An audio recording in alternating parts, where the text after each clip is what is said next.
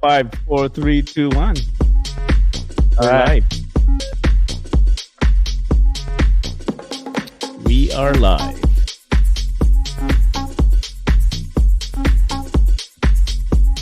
Real Oz. Good evening. Wow, you're here What? early. What's up, Oz? You early? So you're 8:20. lurking. First chat of the day at 8:20 p.m. Nice. Hold on a second. Let me post this on Facebook. Get our Facebook viewers on. Oh, the more Facebook viewers you can get, the better.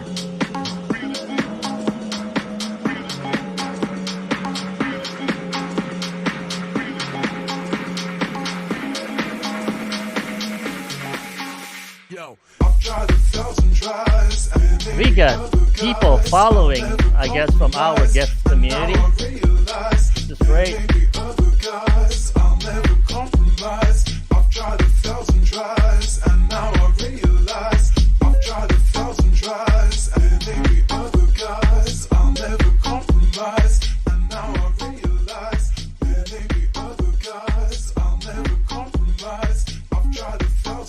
We got a raid. We did get it right. Ethan Dubb with a Uber rider. I wonder why Ethan is riding an Uber on this show. Huh. I wonder why.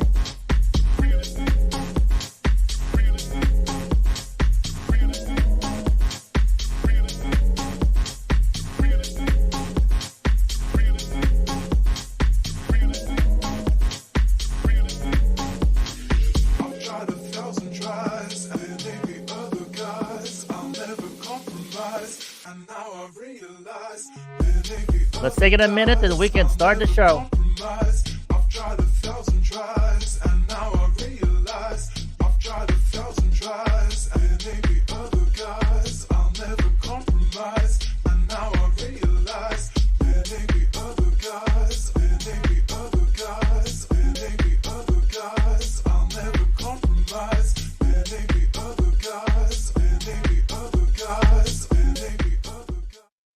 All right. Yeah.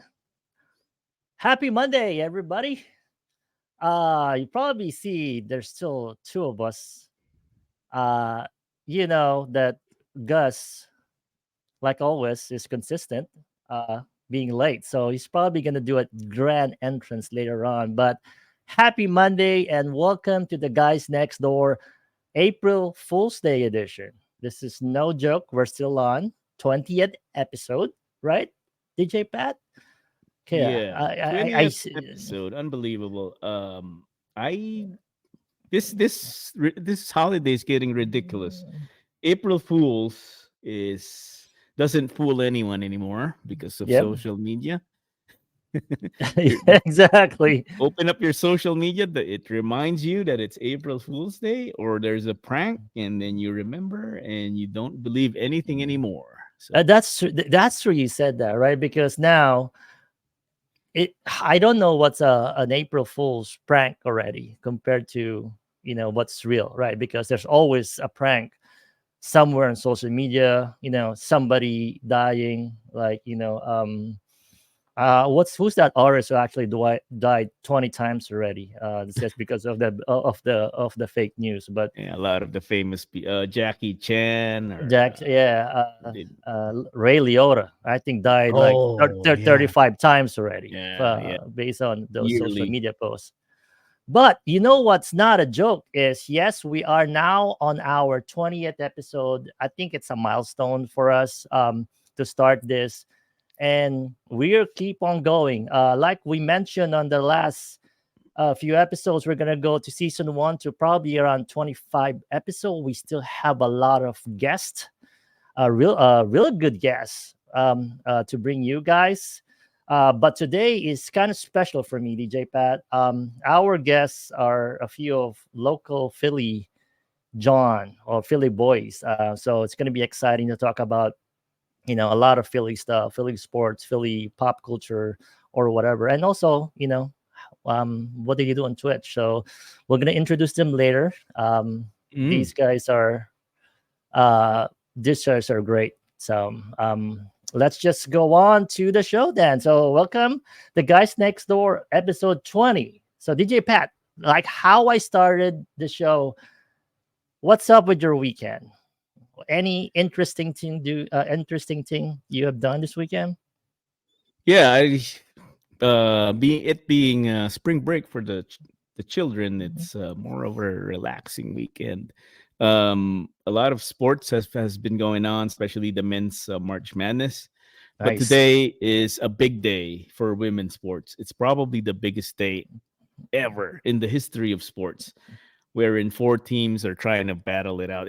We're not even in the final four yet. We're in the Elite Eight of the women's basketball tournament. And Right. it's very significant to have these teams battling it out. Currently, Iowa is up 58 to 52 over LSU. I think Caitlin Clark has 25 points. Damn. On 5 threes. And obviously, it's a one-woman show right now. It sucks though. LSU Yeah, it sucks though. hanging tough. They're on our same time. I know one of our guests has been looking on his phone now for the score because he wants to watch that too. But hopefully, we're gonna keep you guys posted on what the score is. I think this is gonna be a record. I'm just waiting for the stats. What's the viewership for this one? But it started well. I was watching the first half; it was close, but now it looks like Iowa was pulling away. But don't count LSU out. So I hope it's going to be a close game. They're very, very good. They're bigger. There's a rebounding edge of 2-to-3 ratio. And I think Iowa's halftime adjustment was to go zone. And LSU's been struggling against the zone. I think they have enough shooters to break that zone. But it's still a close game. Anything can happen. If Caitlin Clark misses 1 or 2, they're like gonna be behind. So as we speak, she makes another 3. That's 6 for her. Score is 61-52. Apologize to the chat for bringing in this game. Well, you know what? I think this is the Guys Next Door sports edition, because we're gonna do a lot of sports, right? Because a lot of sports talk later because of our guests. But I'm glad that your weekend though was stressful, not stressful, less stress. Mine, I won't say stressful, but it's a lot of work. I've been working on a lot on Grace's new studio set, so fixing the basement. So it was construction full of weekend for me, but all in all it was satisfying. So we're excited to show that soon. So that's really what my weekend is. I'm sure the many followers are waiting for her return. But I've seen glimpses of that new studio, and it's gonna be great. It's gonna be exciting. A new venue to play from, and I'm seeing longer streams in that studio. Maybe more I don't know about that. More comfort. The comfort level is gonna go higher. A more homey feel. I did put a chair. I did put a chair though for longer streams. That's for sure. A chair. So that's a requirement. Yeah. Any stream over 2 hours, you can sit. I will allow that. Well, Gus is not here to update us on his weekend. I hope he can get in soon. But let's just go to our first segment of the show. Let's see what happened to NBHD yesterday. Yesterday. Let me just put in the lineup. So NBHD yesterday is our Easter edition. We got again a lot of DJs across the world. We got people from Canada, Mexico, from Spain, a couple of Philly fam actually closed it in with Savvy Music and Ethan. So that was great. Keep bringing it home. But again, anybody who wants to watch or not watch, sorry, join our raid train, just reach out to us. So we open to a lot of DJs going in, like Savvy Music has just got affiliated a few weeks ago. Wow. yeah, he reached out to Grace and see, if he can join the raid train, and said, sure, we welcome anybody who wants to play, whether you're affiliate or not, partner, non-partner, you can play on NBHD. Right now, it's not just house music, it's any genre that you want. So reach out to us, reach out to me, Sound Decisions, Gus, or Boy G, and even Grace. See if you want to join in the NBHD raid train every Sunday. It must be it must be tough to. Oh, first of all, I'd like to thank all the DJs who played Sunday. It was Easter Sunday, so taking time away from your families, I guess, for an hour and a half or more to stream, we appreciate that. Yes, thank And you. Yep. It's amazing, Savi. It's whether you have 4,000 followers or you just started, there is a home for you, and BHD Raid Train will help you out. We'll get you on board. It's not because we're desperate for more DJs. It's like we just want to help, and we've been doing this since day one. Trying to help DJs around the world, not just from the US. And I think we're doing a pretty good job. And just well, it's not only for anyone. If you know of anyone at all who needs to jump in our raid trains, please let them know, and we'll be happy to help. And as we welcome Gus, Gus, right on time. Hey, 10 minutes, dude. Yeah, you were actually early. You're actually early. We were saying, we were saying 15-minute mark, but hey, you're consistent, so everybody's looking forward. Maybe we can do a poll. What time does Gus is gonna go in? What time during the show Gus is gonna come in? Maybe we could switch that up. Oh, that would be a good poll.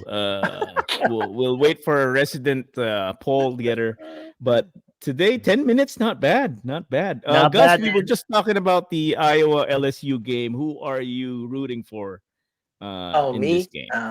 Who's your bet? Who's you making money? That's the question. Not rooting. Iowa. Iowa, man. Iowa. All right. Yeah. So if you could update us with the odds and all the gambling stuff throughout the show, please do that.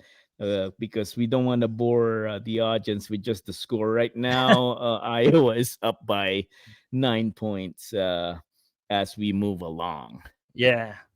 Well, it's NBHD again, guys. I see a lot of NBHD family on the chat. Fathom, JFP, Newhouse. You guys, if you guys want to go back to NBHD, just let us know. You're always welcome. All right, Gus. So we are gonna now introduce our guests. Like I mentioned, these are my John family. These are local boys that I'm excited. So this show is really close to my heart because we're gonna talk about a lot of Philly stuff. So I'm gonna introduce to the stage Ethan Dubb and DrewMacOrange. Did you guys talk about wearing sunglasses? Well, that's Drew's thing.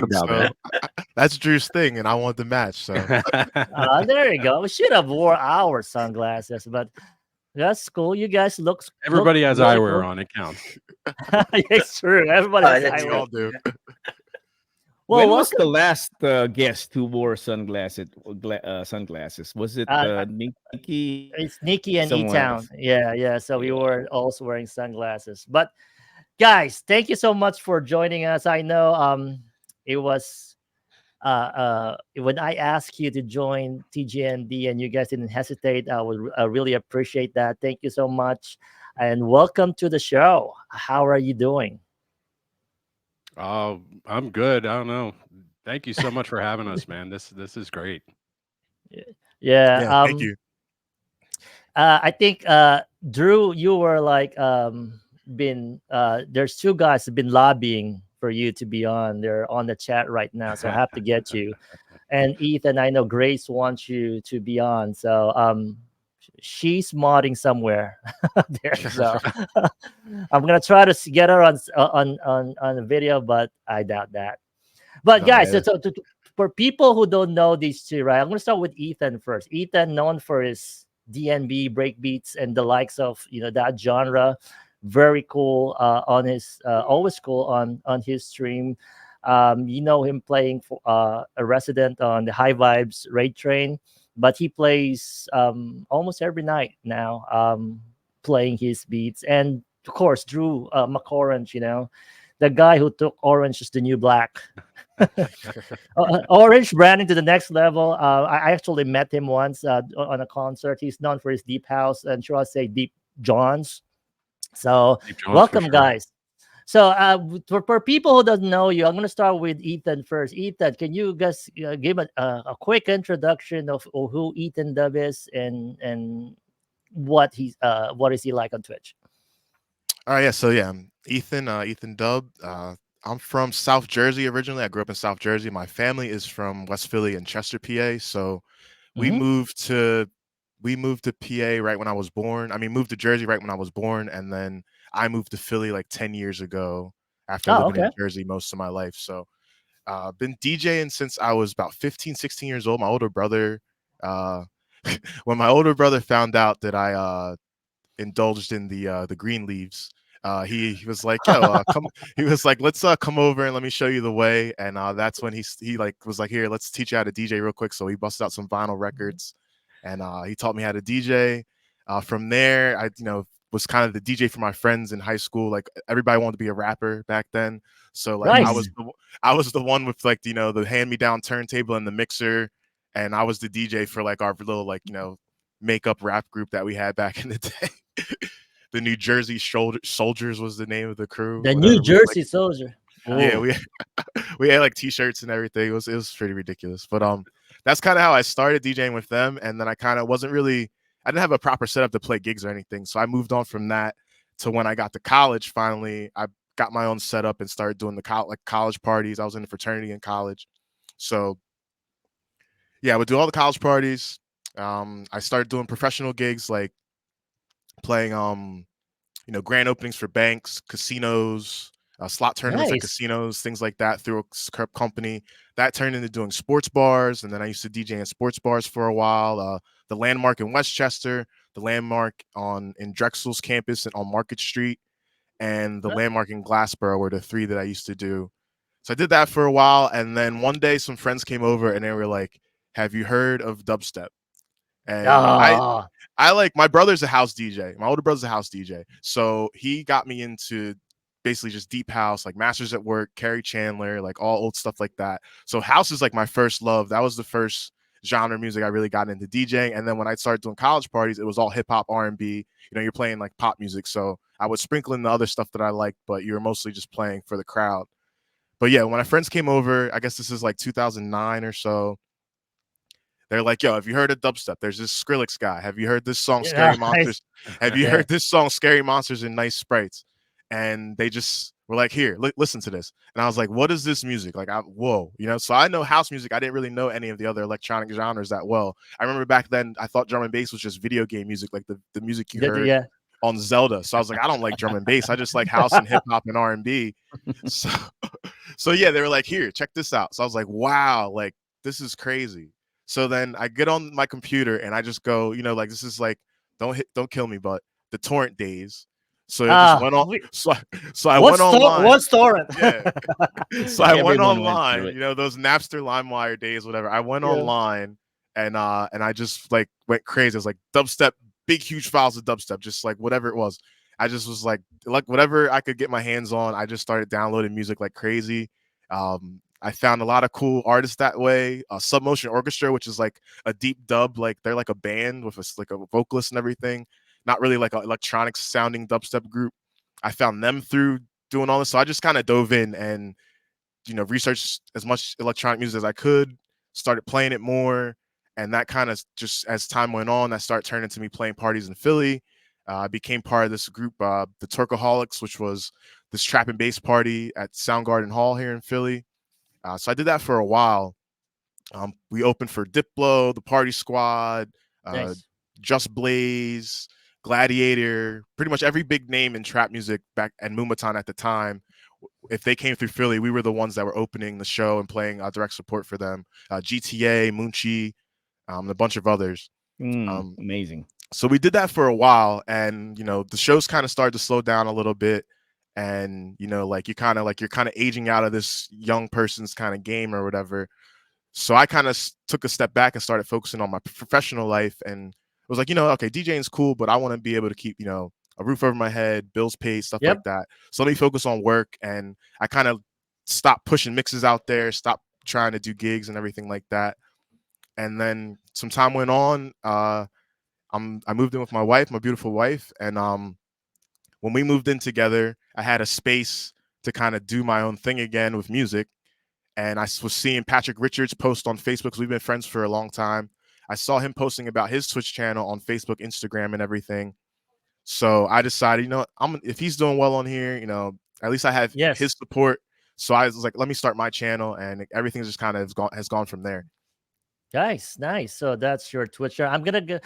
That's amazing, Ethan, how you went through those channels. But let me get back to you on the Twitch journey. But I want Drew to kind of get an introduction also of himself to everybody in the chat. Go ahead, Drew.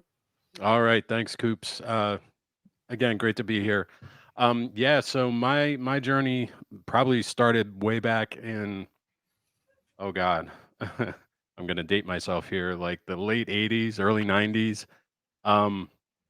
I got really fascinated with hip hop, specifically things like scratch DJs, sampling, all that stuff that just kind of like blew my mind at the time. So, I went out and I got this terrible, cheap little Gemini 2-channel mixer, and like we had a turntable laying around the house, and I bought another like terrible turntable for like, I don't know, $25 or something, like at a garage sale or something. And so I started like just messing around with like turntablism and everything like that. And it turns out I am an absolutely horrible scratch DJ.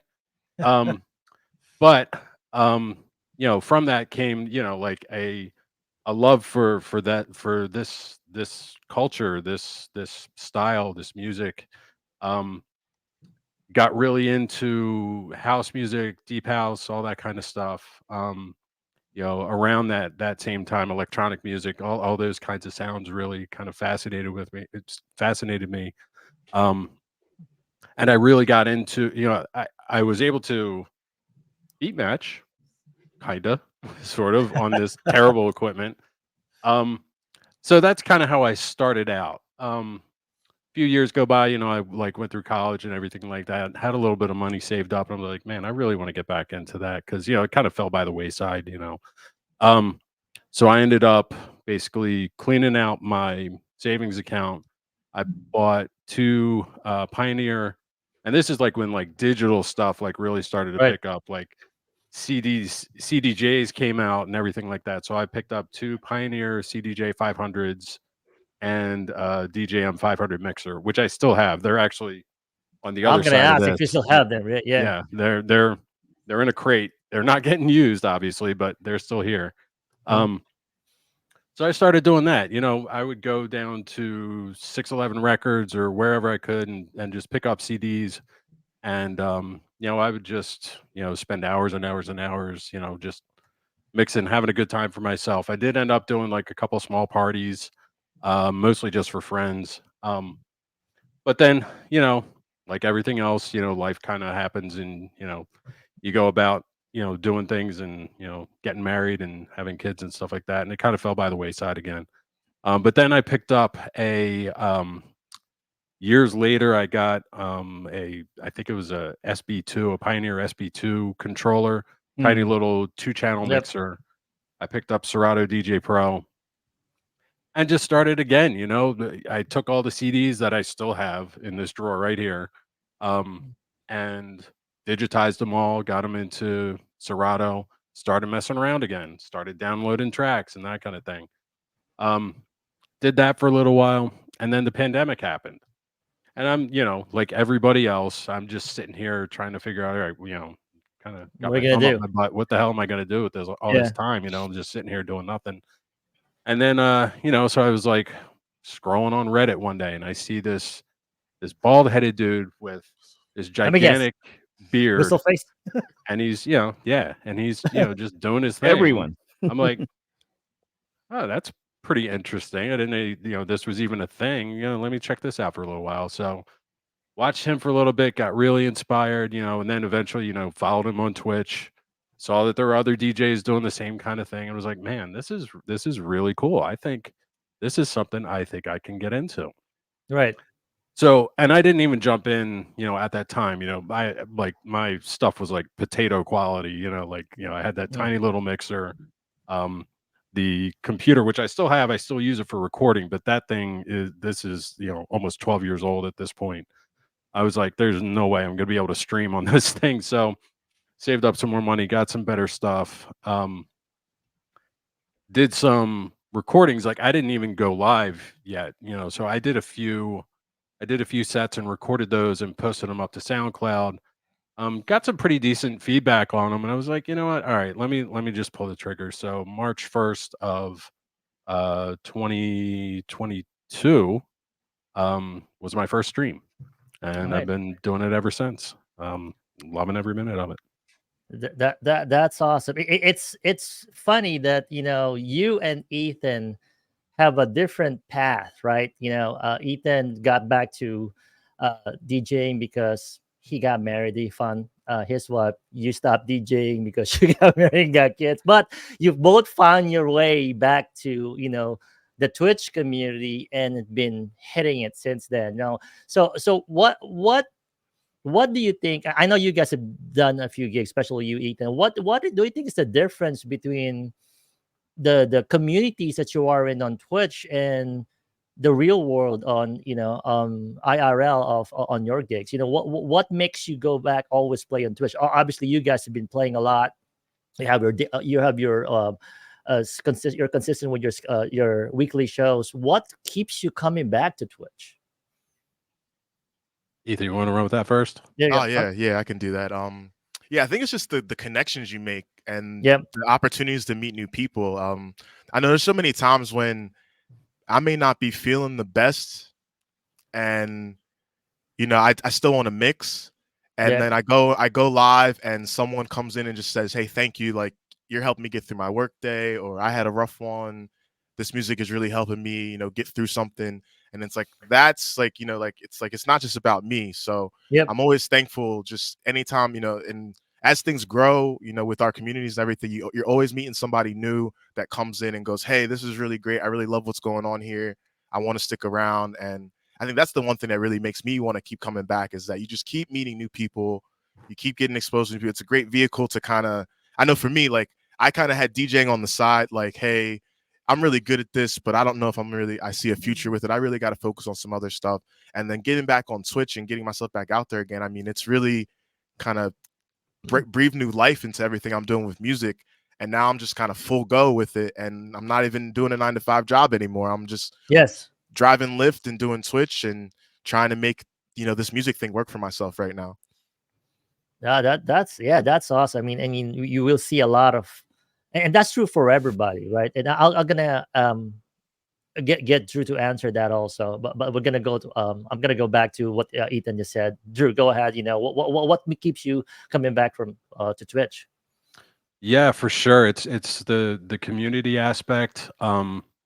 Love my regulars. Everybody comes back, and I love being able to reach out to new communities and have those connections with new DJs and new supporters and everything like that. It's a lot of fun, and it helps to kind of scratch that itch for me. Like I always want to. This is something I kind of always want to be doing. I don't know if I'll ever, it's a goal. I want to get out and play some live gigs and stuff like that. But it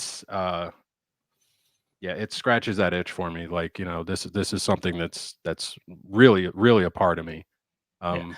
So. And I want to focus on what you both said about community, right? I think that's what a lot of people go for. It's like just hanging out. We interviewed a lot of DJs on this show, and it's about community. It's not really I want to be, I want to make money.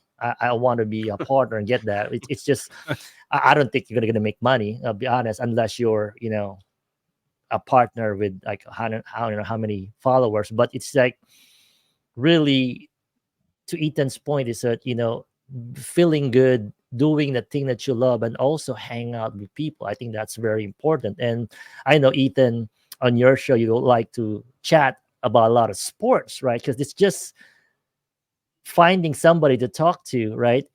While doing the thing that you love also in DJing, right? It's great to have that. Any any like fun story that you guys could share to the audience that is very memorable with you guys while you're DJing on Twitch, whether you were starting back then or just happened recently? Anything you want to share to the audience? I'm gonna start with you, Drew, first. Yeah, for sure. So a few things come to mind. First, I had just, I started out March 1st, 2022. Yeah. I ended up making affiliate like at the 30-day mark. I think it was like a 30-day period where it was quick. March 30th or something like that. I got the email from Twitch, and I made affiliate. I was like, man, this is great. So I ended up going on a couple streams. I know that like self promo isn't exactly kosher on Twitch. It's not the best thing to do. But I had some, there's, communities that I was relatively friendly with. I was like, all right, let me just say something in chat. So I went on Ali K DJ's stream, who's awesome, fantastic community. And I was like, hey, by the way, I made affiliate. Yep. She told she's like, chat, go to Drew's channel right now. So like all these people come over, they all start following, they start dropping like subs, they start dropping bits. I'm like, what is even happening? I wasn't. Were you offline? You're offline? I was offline. I was just active in their chat. It's amazing. And she ended up, it was like a level 3 hype train. I wasn't even online. I was like, what is even happening? Like, so that was like a really cool, like, right at the beginning kind of moment. I was like, man, this is really awesome. And the other two things, very quickly, being invited to be a part of the International Dance Initiative, which, JFP and Newhouse are a part of. Lots of awesome DJs there from literally around the world. Big Geeks in like Australia. He's a great guy. Awesome DJ. And then David Turner reached out to me a few months ago at this point and asked me to be a part of the House Music Asylum, which is a collective of like 40 some odd DJs at this point from all over the place. That was like just this major like imposter syndrome kind of moment for me. I'm like, are you serious? Come like, on, you really want me to be? I was like, man, for real? Like this is. I was, of course, I was like, yes, thank you. But yeah, like really look up to him and his stream. If you've ever caught it, it's just he's at another level with like his setup and everything. Yeah, I heard he got like a server.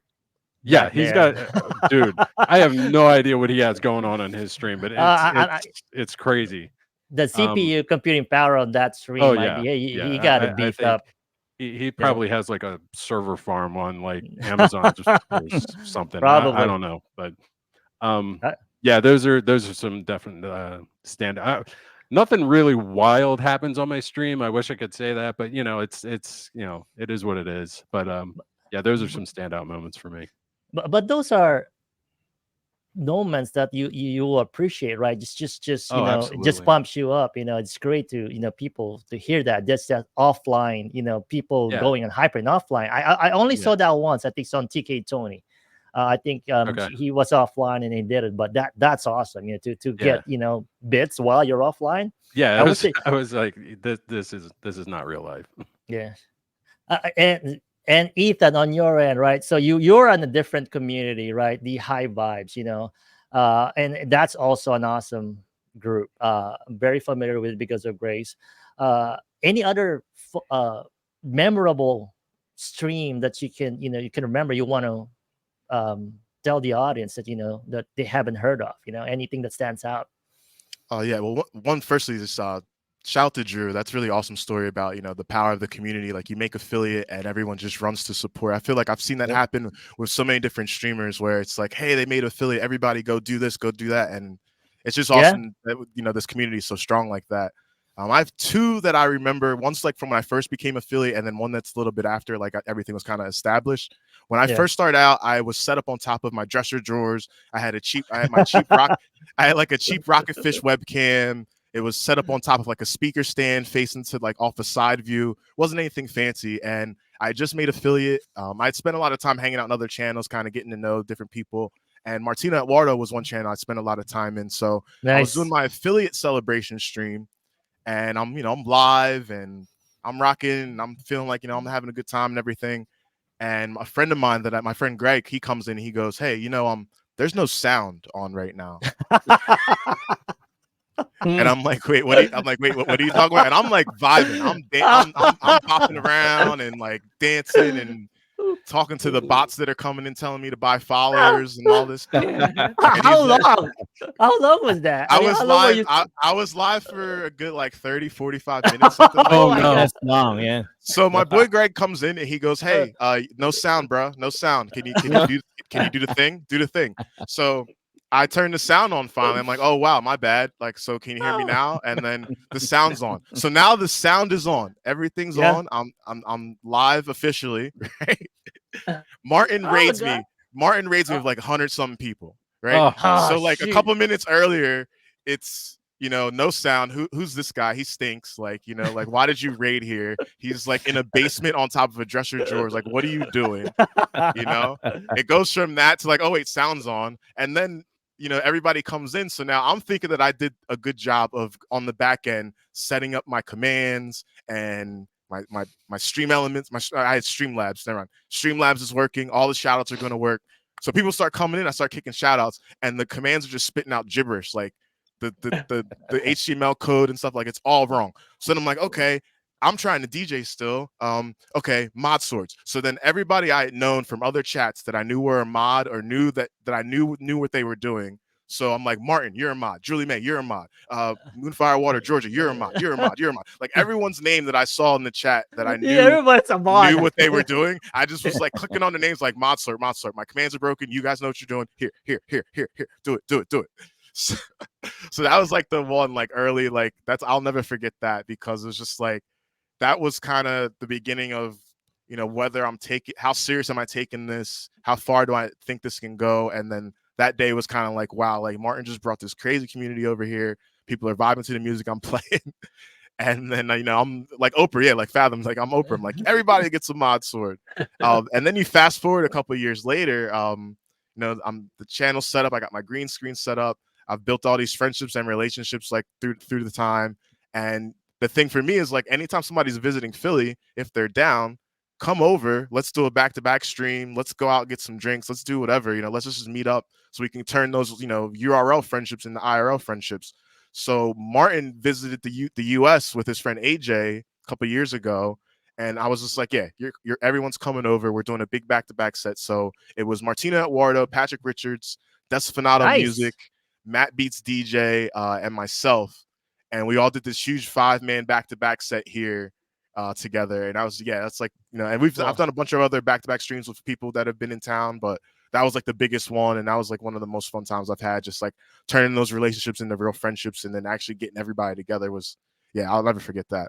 So you were with Martino. So that's probably like what, 7 days. Martino alone should be 48, right? Oh yeah, it's funny. Like when I first found, like like Pat was the one who was like, yo, you would probably like this guy. Like you guys have similar energy where you can just DJ forever. You love all different styles of music. Like you two would get along great. Definitely check his channel out. And he wasn't wrong. Like as soon as I went in Martin's channel for the first time, I was like, yeah, this is me in the UK. I love this guy. This is like my brother from across the world. But yeah, like when I first was watching everything. You turn on Martin's stream. I was saying this on stream the other night. Like you turn on Martin's stream at 4:00 in the afternoon. You go about your day. You eat dinner. You can listen to some music after dinner. You go to sleep. You wake up the next day. He's still on, right? And then you can go through that whole day and be in and out of his channel if he feels like it. And now you got 48 hours. Like he just did a 48 just not too long ago over this last weekend. He did. It's like yes. I was telling Grace because Grace was passing by, and then he's still on. He's doing. Grace told me he's doing 48. I slept 3 times already, and he's still on. Right? It's crazy how we can do that. Again, we have to get that guy on the show just to ask, what are you taking to get to 48 hours? Seriously, like, if that's just pure energy, he's not human. Like, I have to say, like, it's the energy, it's, it's the love of DJing. I know, like, because we talk about this a lot, me and him. Just the love of playing the tunes and always finding that next track, that next transition. Like, you can get so locked into that hours can go by and you don't even think about how long you're playing. And I know, like, I feel that way a lot of times. I've never done a 24 or 48-hour stream, but I know that feeling of, what's your longest? You just get lost in it. I think the longest I've done is 17 hours. Jesus and Christ, I'm trying to break that with my next celebration stream that I do. Drew, how long? Go break it. You go break it. Drew, how long have you? What's your longest? My longest was 12. I did that for my 1 year. Jesus Christ. For my 1 year anniversary, I was like, okay, one hour equals 1 month, and I did 12 hours. I spanned probably like 5 or 6 different genres during that time. Jesus Christ. I will look. I'll do credit to like Ethan and Martino. Like, you guys can hang out for that long. I'm never fucking doing that again. You kidding me? Like, I thought I was gonna die. No, that's not happening again. I'm good for like a 5 or a 6. If my schedule allows, but no, sorry, not happening again. 6 is a feat for us already, babe. Yeah. You see that? 12, 17. We have to step it up. Yeah. I'll be honest though, like I'll be honest, like now that I'm, like I when I started out, I was like just stream forever. Like I love DJing. I remember my 200 follow celebration, I went for like 13 hours, something crazy like that. Like just no perspective at all, like how things can grow. It was just like 200 followers. Yes, I'm so excited, and I feel like I want to keep that energy for sure. But lately it's like once I hit that 4.5 hour mark, it's like, all right, let's start thinking about raiding out. I've kind of proven the point that the music that I love that. I've proven my point. Like I played against. So sometimes it's like I feel I don't like there might be a section of the stream where I'm like, I didn't like that. I didn't feel like I mixed well right there. I need to keep going and feel like like when you're for the basketball and the sports fans out there, it's like before you leave the gym, you gotta like make 3 in a row, or like you gotta like make whatever shots in a row. That's the way I feel sometimes before I raid out. It's like, all right, I didn't like those couple of mixes right there. I got to make sure I'm like leaving on fire, and like then I'll raid out. If I feel good about it, then I'll raid out. And if that is an extra 30 minutes or an extra hour, 2 hours, whatever it's going to be, But I think all the DJs are like that. Even Grayson told me, I don't like that. Like, it's great, but I think all of you guys are hard on yourself. I know Gus and even Sound Decision, even Drew. Like, is it true? Is that true for all DJs? Like, you feel like you could have done better? Is that just a mentality, like because you guys are performing? Is that just how everybody is as a DJ? I mean, all the DJs in the chat too, right? Is that true for everybody? Every performance is different. It's like, let's go back to that basketball reference. You don't play a good game every time, but then sometimes you get in the zone and you just, you're hot and you have the best set of your life. And other times you're not happy about it, and it's the way it is. I guess there's no. But you guys are never happy. Like every time, like everything, like, oh, I could have done better. That was great. Everybody was vibing, and I was just dancing the whole time. And then, sometimes too, you thought you did bad. You thought you sucked, and then you listen back to your recording, and you think, wow, this is one of the best sets I've ever done. So I'm the worst at that. I'm the worst at that. I'm the hardest person on myself.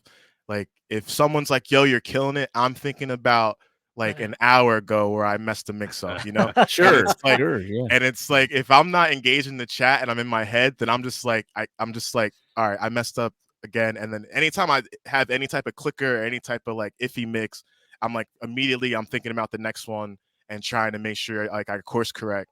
But yeah, it's like funny, like like for what people are saying, like everyone else doesn't notice those little things, but you do. And like you're sometimes you can be such a perfectionist that you drive yourself crazy. And it's like I know, like for me, like I struggle with that a lot, where it's like I can think about a bad transition for like an hour, and then I'm on autopilot where everything else is great and fine. I'm super clean for the rest of the way, but I'm in my head just thinking about, man, I messed up right there. Somebody left the channel. Somebody's hating on the side, like, and like every criticism that I could have about myself, whether people are saying it out loud or not, it's like I'm always being like the one that's on my shoulder saying that sucked, that was bad, you know. And it's I think it's true for everyone. I hate being like that, but it's like that, and it's, you know, it's something you gotta work through. I see Drew just nodding, and Drew say, "That's me, because Drew is like, my lights at the back are green, they're not orange. So I suck." Like, you know, because he's a perfectionist, branding on point. That's Drew, right? Yeah, no, so absolutely. Yeah, you know, it's I have a oops command, you know, in my chat. Like for when I screw up, I'll throw an oops command in there, and it says, "Oh, I messed up," and it does like the little shrug emoji, right? Yeah. But you know, most of the time, nobody, you know, people put in the chat, they're like, "What are you talking about? We didn't hear anything." It's like, no, I heard that. It's in here. I heard it. It's the worst thing that's ever happened, and I'm not gonna let it go. Okay, score update from the Iowa LSU game. There's a 10-point lead for Iowa with under 2 minutes left, so they might take this home. Thank you so much. She's hot. 37 points. 37. She learned from last year. She did. Yeah. She's not gonna she's let. Just focused on scoring today, and none of those shenanigans that happened last season. But guys, I'm gonna tell though. I think I speak in behalf of every mod non-streamer out there. I think what you guys are doing is great, right? Small things are not perfect. Hey, you guys are providing entertainment for us. We thank you for that. So don't be hard on yourself. I think, you know, you guys are great, even with those small oops moment. Hey, you're streaming 12 hours already, and I'm gonna nitpick you. Hey, you know what? On hour 3, 12 minutes, you actually you know, made a mistake. We're not gonna do that. So I want to know from Ethan and Drew here. How do you guys because this thing is you got to prepare for your streams, right? What is your day-to-day lead up to your streams? What's your day-to-day preparation that you do? Because I know a lot of other DJs, they do a 1 week thing, but I want to know how you guys prepare for your streams. Not only your set, but everything else that goes on in your streams. Maybe Drew can start. Yeah, sure. I'll go first. Sure. So my approach is a little bit different. For those that are regulars on my stream, they might already know this, but maybe they don't. I almost never play the same song twice. So that involves a whole lot of looking around on the internet, you know, looking around on my DJ pools, you know, trying to find new tracks and that kind of thing. So I spend a lot of my time looking for tracks. As a consequence to that, I don't have a lot of time to prep my sets. So I'll prep my sets by like setting up cue points and everything like that, but I don't really know the music very well. I'll go through and as I'm prepping prepping my cue points, I get a good idea of what those tracks sound like, and the vibe and the feel, but I don't know them inside and out. Yeah. So a lot of my sets are pretty much, they're kind of on the fly, you know.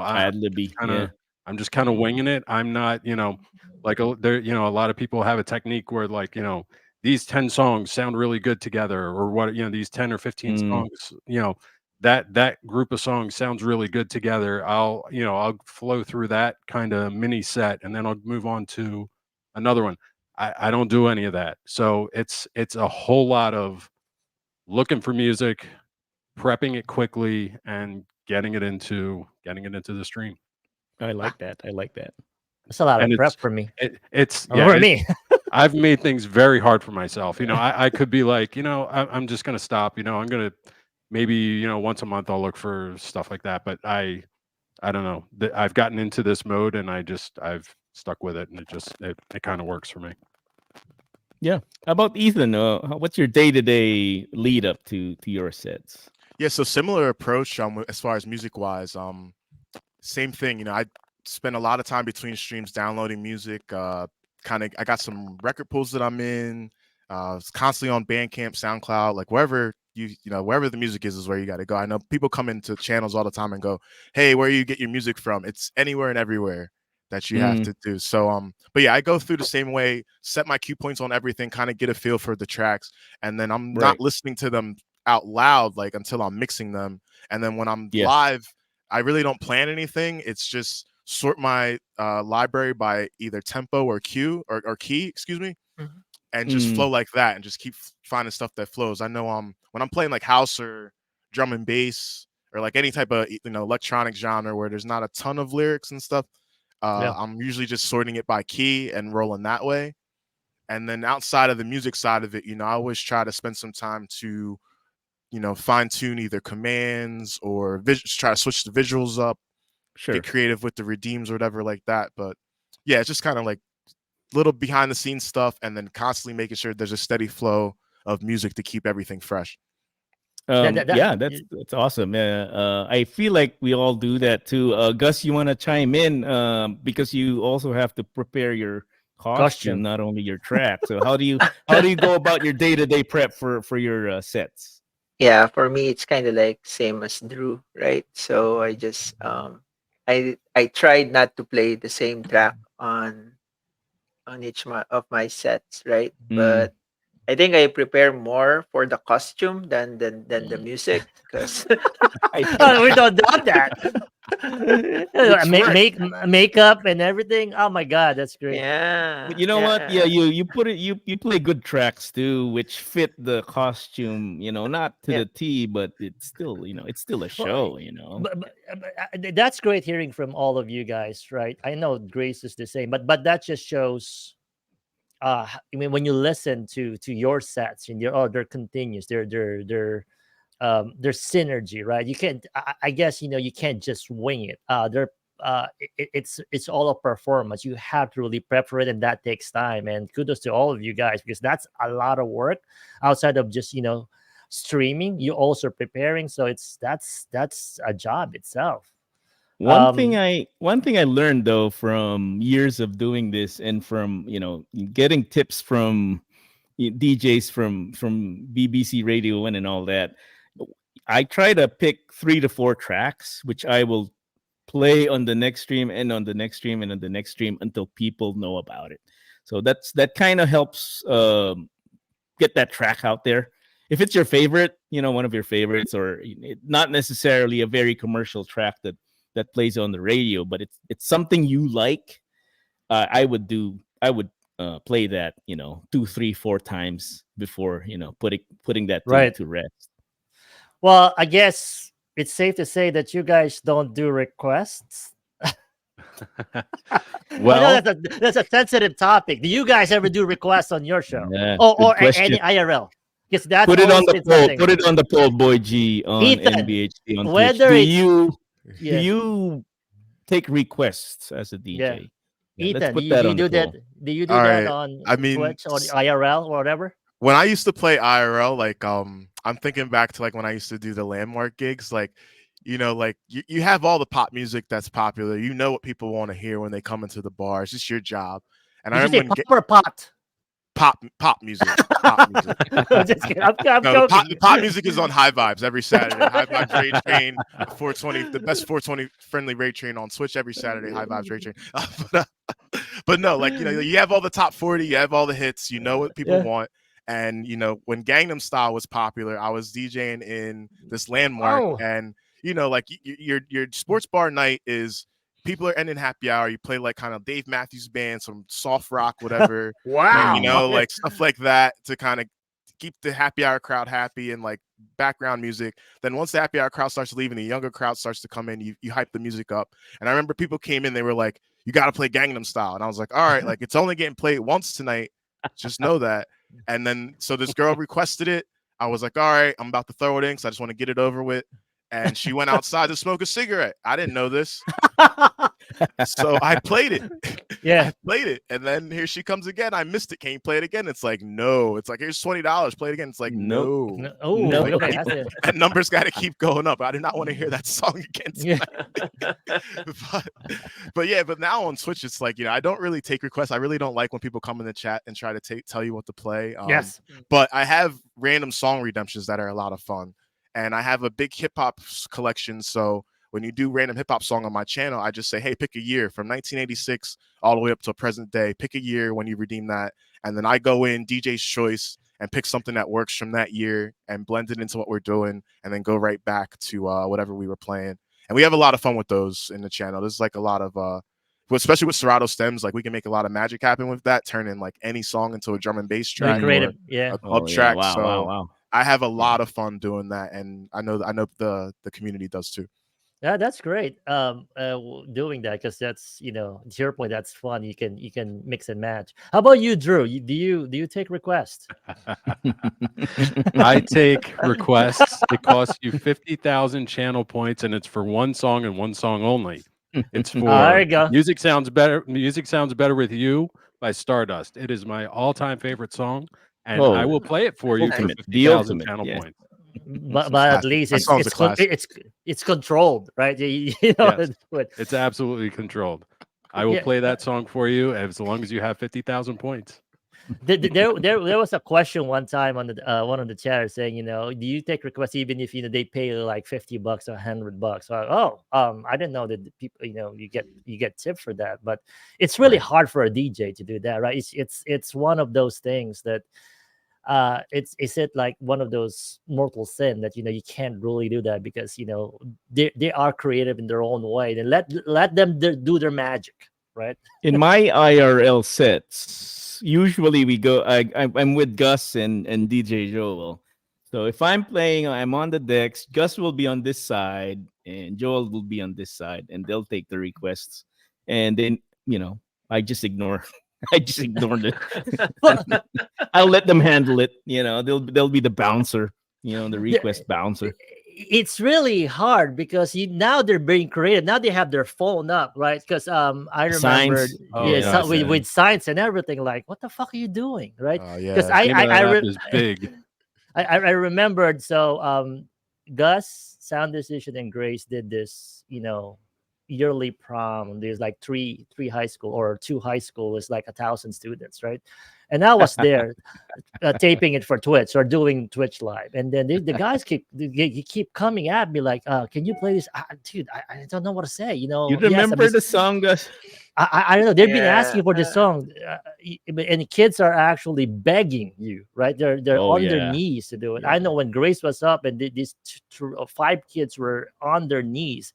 I'm not sure if she even played it, but it's just hard. Especially on IRL. We eventually played that song. Do you remember the title? I can't remember. I remember. Every now and then they did. And they were so happy about it. I mean, but these are high schoolers. I mean, I guess. But I think I played one request. I think he's already a senior because I've been DJing since they're freshmen, right? But his request is country music, so it's like you gotta be freaking kidding me. How are you gonna even put that? Yeah, this is the kid who makes a request every single time, and it reached his senior year for his song to be played. This is my 4th time.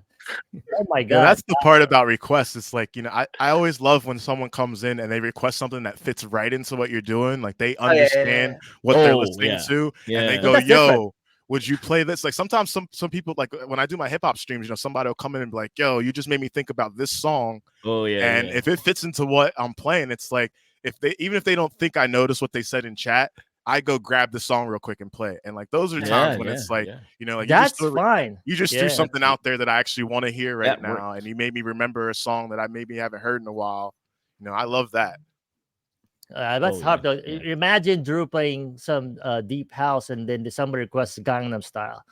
How do you even fucking fit that? Is there a deep house version of that? I mean, I might do it. Maybe I know, but there is an Afro beats there's probably a tech house version of it somewhere. There's an Afro beats version that I played the last time I was on Twitch. That's hilarious. And I played it. Very interesting. Again, interesting enough that both of you guys have different styles, and I know one thing that stands out for both of you is just branding, right? I know Drew is big on it. Ethan, you're very consistent. How do you think branding fits into your whole channel as a whole? I'll start with Ethan first with that question. Oh yeah, well, that's a good question. I always think of it as, especially when I started my Twitch channel, it's just like, this is your TV channel. This is your opportunity to basically make it everything you want to be and represent every aspect of your personality and yourself that you can. So that was the biggest motivation for me. It's like, I love sports, I love music, I love comedy, cartoons, video games. Like, how can I incorporate all of this stuff into a stream and give people stuff to interact with and show, like, my full personality all the time? That's a big reason why I have the costumes and the characters, because I grew up watching a lot of sketch comedy and the Little Rascals and like all that. So like In Living Color was a huge, like, my family I love sit around and watch that all the time. So the character redeems kind of come from, those days of watching all those sketch comedy shows, where it's just like the one thing I love about Twitch is that you can make it exactly what you want it to be, and you can kind of just make your channel a full representation of yourself with really little to no limitations outside of TOS and stuff like that. But how did you come up with those characters like Dubb, and everybody? I mean, did you just did you plan that, or just came so from your head? Some of them were from having costumes, just like Halloween costumes laying around. So yeah, I had a cowboy hat that was from, like, I had in college from a Halloween costume or something. I was like, all right, I'm gonna be Sheriff Dubb. That's gonna be one of the characters. I had the auntie thing came from us, like, it was around Christmas time, so we're watching RuPaul's Drag Race and the Nutty Professor in the same night, and I'm sitting there with my wife, and I'm just like, it'd be funny if I had a character where it was like auntie came to visit for Christmas or something, and she just takes over and DJs, and like I did it back then. I have like another friend of mine from high school, the Bushido Brown, like the Afro Samurai character that I have. He bought me the Afro wig and the number one headband. Yeah. And he was like, yo, I want you to do this. Please do this for me. I was like, yeah, that's hilarious. I'll do it. And then I got, like, we have like a shawl or whatever. I use that. And I bought like toy plastic swords and nunchucks. But when I started the auntie redemption, the only wig I had for her was the Afro wig plus like a sun hat and like a scarf or whatever. And then I went on Amazon and bought a legit straight hair wig with a headband. And then I stole my wife's best aunt ever shirt. And it just took a life, like that just took a life of its own. But it was all just from like, like having different ideas. And then Chad Dubsky was another character I came up with, which was just like, for me, I was like, I need equal representation. So like, I'm doing all these characters. I'm black, but like, let's bring a white character in. So let's make Chad Dubsky and get like a surfer like shirt and a drink, a trucker hat and a blonde wig, and like act like a surfer bro for like a little bit. So like, yeah, it's just, for me, it's just like, I love comedy. I love making people laugh, and having an opportunity to kind of do stuff like that. I mean, it's fun for me. Sometimes I know I would have my follower count on during streams, and I'd do a character and I'd see the number drop, and I'd get mad and be like, do I have to turn this redeem off or not? And then I had to stop focusing on that and worry about the people that are actually enjoying what's going on. And that's the character that they're looking for, right? That's the character of your stream. I mean, it's your branding, and people look out for that. I remembered, I think the first NBHD raid train that you're on is because I want you and Gus go back to back, because Gus also doing his costumes. But so how was that transition, Ethan? You said, how fast are you doing that? In between, when somebody redeem it. I mean, are you just like, do you have all the costume like next to you and just go out of this green screen and just put it on? Oh yeah, yeah. So right next to me, like my wifey bought me like these like hooks, like these clothes hooks. So our basement stairs, like right to my right here, there's clothes hooks hanging on those that have like the wigs and stuff on them, and then we have like some chairs over here that have all like the shirts and everything over there. So anytime it gets redeemed, I switch the background. I have backgrounds for each character. I switch the background, step off camera, put the costume on, come back, DJ for a couple bits. I have the background set on a timer so that, I didn't have that before, but now I have the background set on a timer. So I mixed. Usually originally it was for 3 songs, and then like a back-to-back set, I'll come in as the character for 3 songs and then hop out. Now I have it on a timer for like 5 minutes or something like that. As soon as the background switches back to my green screen visuals, I know it's time to step off, and then I transition out of the character and come right back. But yeah, everything's right next to me, so I'm able to do the changes super fast. Yeah, so if you guys have not seen those, or you have enough, if you're following Ethan, you have enough redemption, go and get those, redemption, because they're fun to watch. Drew, how about you? You just did branding recently. What's your on your branding? Tell us what's happening in that head. I know it has to be a lot of orange. How do you think about this branding, and I know how important it is to you. Yeah, I like orange. No, nice shirt, by the way. Yeah, thanks. So yeah, no, but seriously though, orange is my favorite color. My name is basically, Drew and Mac are like my first name, my middle name, and orange is my favorite color. But it goes a little bit deeper than that. Like, when I first moved out of my parents' house, the first street that I lived on was Orange Street. Okay. My favorite, sports team is Philadelphia Flyers. I mean, like, it's orange. It's all about orange for me. So that's where like it came from. And I was just like, okay, how can I, kind of take this to the next level? And it's for me, it's visually appealing. It's and I don't I don't really like to be on camera, so I like a lot of cool visuals.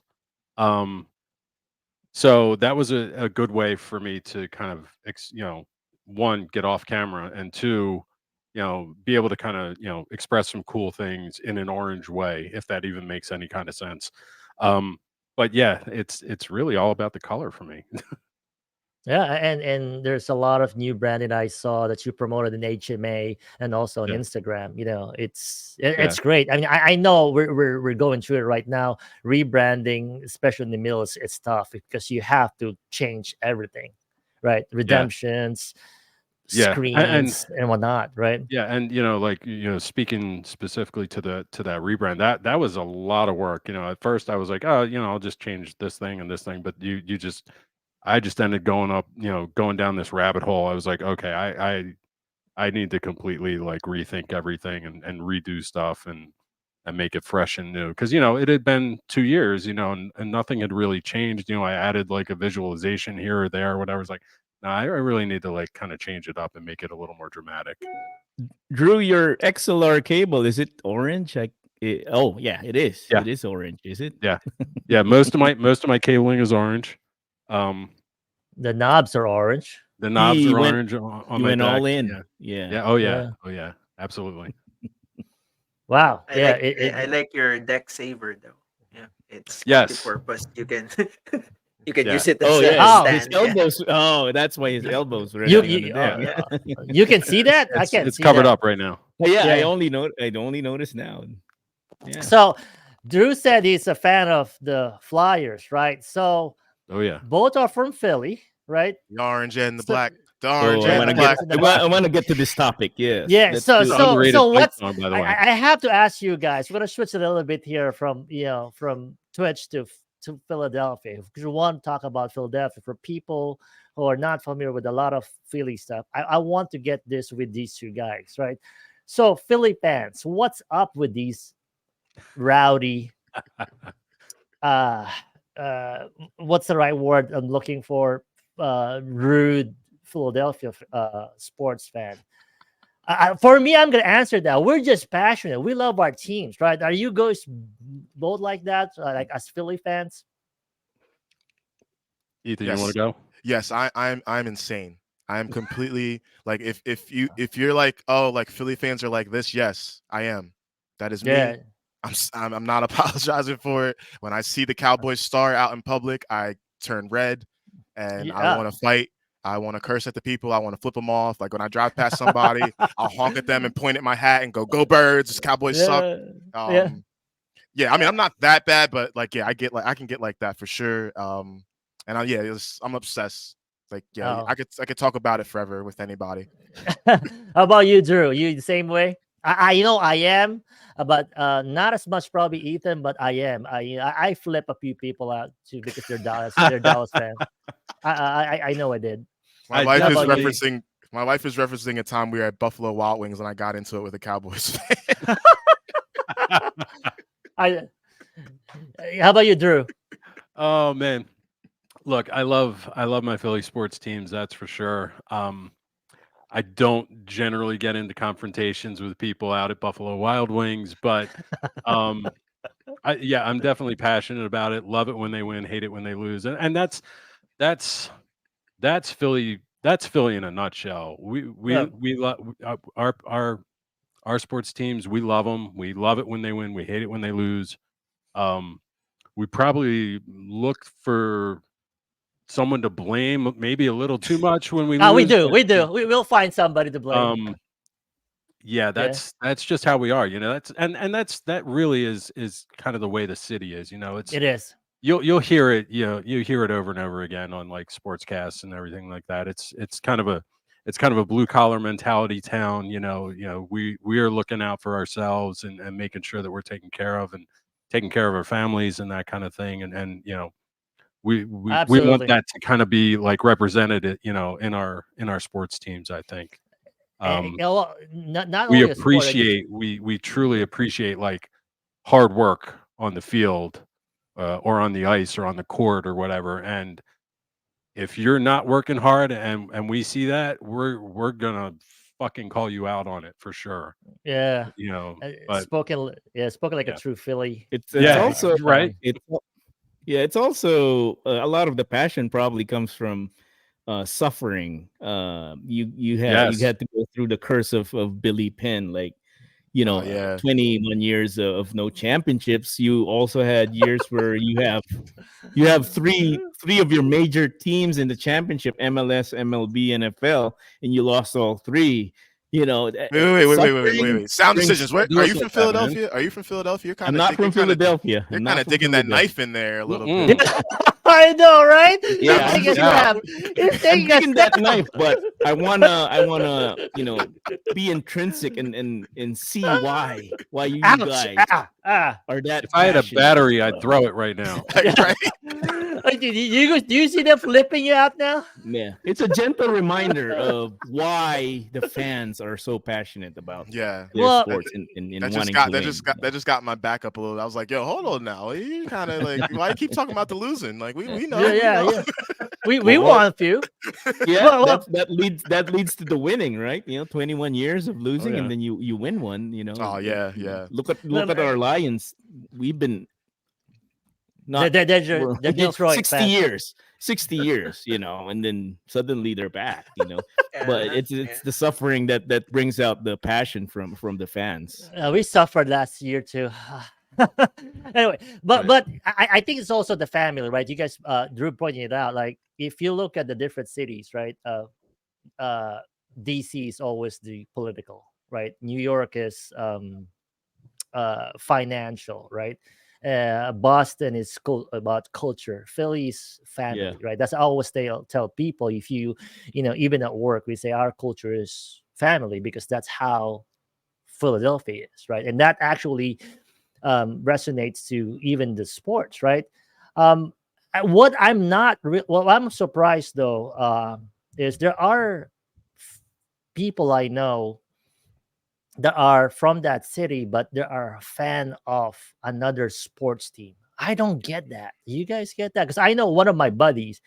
Not at all. He's a Dallas Cowboy fan. Like we always like get the star because it's cute. I like the star because it's cute. I like the way it looks on their head. Because I grew up watching How these. Did that happen? When I was little, the Eagles weren't good, but then the Cowboys were good. So I'm a Cowboys fan now. Yeah.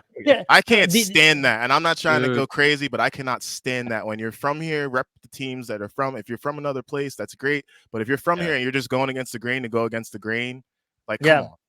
Shouldn't be no excuse. Yeah, I have a friend who I used to play hockey with. He's from this area. He is the classic like front runner fan. Like he's a Yankees fan. He's He's a Cowboys fan. Watch a lot of movies growing a up. Red Wings fan. I have no idea what team he supports in basketball, but probably it the sure as Lakers. shit ain't Probably the the Sixers. Lakers. Oh, the Golden State. You're probably right. Probably Lakers. Yeah.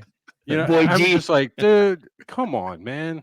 Like, I know. I don't get it. Look, I did not grow up in Philadelphia, right? I grew up in the Philippines. I now that I've been here 20 years, you know, I can't. I have to root for the home team, right? And I'm telling you now, even if I move, I'm still going to root to the Eagles because my heart right now is on all Philadelphia sports. I just don't understand why you live in a city for so long and you're rooting for somebody else. Just doesn't make any sense, right? It's beyond me. Yeah, I have a funny story from when I was a kid. So I'm like doing drawings. I guess it was Eagles Cowboys, and the star was a little bit easier for me to draw, you know, than the eagle. I was taking my time, so I was like, let me draw the star, and then I'll draw the eagle thing afterwards, and take my time, make sure it looks good. Dad comes downstairs and sees the star being drawn, and is like, no. And he takes the paper away, and he goes, here's the green and a blank piece of paper. You know what to do. Stop. Good dad. Yeah, that's how parents should be, right? Yeah, that's good parenting right there. Yeah. Let's just be real. Absolutely. So that's it. I mean, that's for Philadelphia sport fans. How about let's talk about the Philly accent though. Do you guys have that? I feel like maybe I have it like not the Philly accent. So I grew up in Delaware County. Yeah. So I feel like I got a little bit of the Delco going on. Right. But not as much as some people that I've heard like you know, it's water and you know, water ice. Water ice and all that stuff. But yeah, no, I got a little bit of the Delco in me, but that's about it. Yeah, I can definitely hear. I can hear it a little bit too. Yeah, right. Yeah. Well, so what? I mean, if people doesn't know, is there a Philly accent? There is. If you live here long enough, you will hear things that, you know, like, what the heck is he saying? Especially me. I did not grow up here when I came here. So my kid was asking me for crowns. You want a crown for school? What do you think about? Crowns, yes. Crowns. Yeah, Dad, I want crowns. For what? What are you gonna do for crown? For you know, coloring. Like, oh, crowns. Oh, yeah, crowns. Yeah. That's what I said. Like, what? Huh? Like, so that's just an example of something here that, you know, Philly pronounced like rounding of the O's, right? Mm-hmm. Like on, darn, like, you know, the water that water, like, you know, I feel like you have to like exaggerate the vowel somewhere. Or like Eagles instead of Eagles. Eagles instead of Eagles. Eagles, right? You know, this is it's interesting. Do you guys hear that, like Gus or Sound Decision, and the way, you know, Ethan or Drew talks? I don't notice. I noticed that more on TV shows or movies. So maybe they've mellowed out on the accent. You know, there was a stereotyping movie. What was that? Somebody from one of M. Night's, because M. Night's, all his movies are from Philly, right? Or somewhere near Philadelphia. There's one character there that's actually exaggerates it. Can't remember what it is. It's just funny when you watch it. Yep. Now we talk about pronunciation. Yeah. So people are asking, you know, a lot of you guys have that emote, even Grace, the word John. Can you guys say John? I'll let you guys say it different, right? So Ethan first, can you describe what John means for the audience? John is a universal noun/pronoun used in place of any person, place, or thing. So hand me that John over there. Yo, that John over there is fine. I can't find that John anywhere. You know, like, it's just, you know, you replace the noun, pronoun, whatever with the word John, and it flows. Yep, there we go. Yeah. Drew, I want to Drew, I want to hear your take there. What is John? John, it is exactly that. A John is a John. Yep. John is everything. It's anything and everything. Yeah. I even use it as you know, Ethan said noun, pronoun. I use it as a verb. Even, you know, like, I just use it. I just use it to replace any word. Yeah. To do it's funny you're talking about the accent. You're talking about the accent. We were at the vet the other night, or the other day, and the vet for our cats, and we leave, and my wife's like, what was our vet's accent? What was that accent? Like, she hadn't really heard the thick South Philly accent before, like from anybody. And I just looked at her, I was like, that's the accent from here. She's from South Philly. I was like, that's what it sounds like. Your wife is from Philly also, or no? No, she moved from she's lived kind of all over. Her family right now lives in Arizona. Yeah. She's lived in California. She went to college in North Dakota. She moved to Philly for grad school at Jefferson. So yes, it's hard for her to pick. Yeah, that was one of her first times to hear like the really thick, like South Philly, like Italian, like accent. And I was like, yeah, that's it. That's probably the most like intense one you've ever heard since we've been here. It's crazy how they substitute a lot, things, and when I first got here, I'm also surprised, I'm surprised a lot of other English culture, American culture actually, but it just surprisingly, some of these Philadelphia, way of speaking. Drew, you're originally from Delco? Yeah, originally from Delco. What's that? So now you're outside of just King of Prussia, right? Yeah, now I'm in Chester County. Yeah, kind of like County. smack dab in the middle. Yeah. Right. And yeah. Ethan, you're on South Philly, right? Yeah, I live in South Philly now. Yep. So I have to ask you this: have you gone to that store Anastasia? No. Oh, dude, you have to check that out. So there's a store that's just in close to South Philly / Maniac, something like that. But this store is so creepy. You guys have to check this out. It's like Grace asked me to do. Oh, let's go thrifting. Okay, everybody's good thrifting. So we found this place, Anastasia, just thrift store. We went there, dude. It's so eerie. It's like a museum. You can see baby fetuses, old like surgeon, and even an old coffin. I don't know if that was used and everything. Just Where going is there. I have to. I don't know. Grace, can you find the address and put it on the chat, because we went there. It's crazy.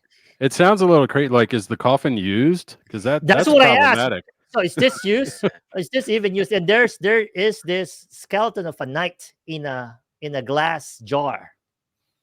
Like, dude, it's like antiques, antiquity, or whatever you want to call it. But I told Grace, we have to get out of here, because if you don't buy one of those chains, because there's might be a curse there. You're gonna bring it home, right?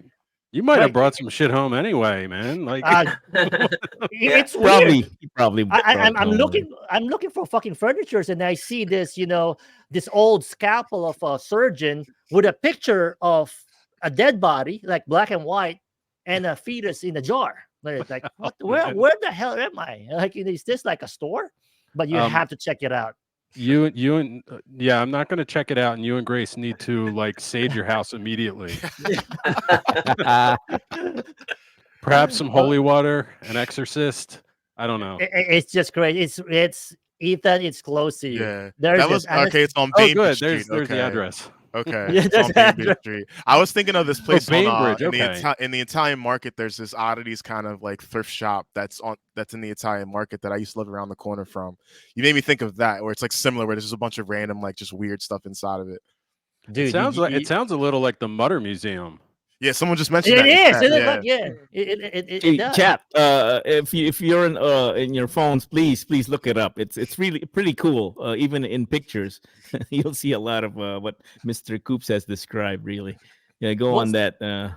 Don't give Grace that other address that you're telling Ethan, because he's gonna save me a trip on Philly. She was gonna want to check that out. Like, I just want like nice, old furnitures, right, in the 1900s. But I don't want like a used coffin. The funny thing is, the coffin has also a hole, so I think it's used. I was telling Grace, do you think this is used? Can your Pioneer DJ 1000 fit the coffin though? Maybe that's a good. I mean, there you go. It's an interesting carrying case. There is one also. So I thought that was it. And there's this one corner. You go into this door.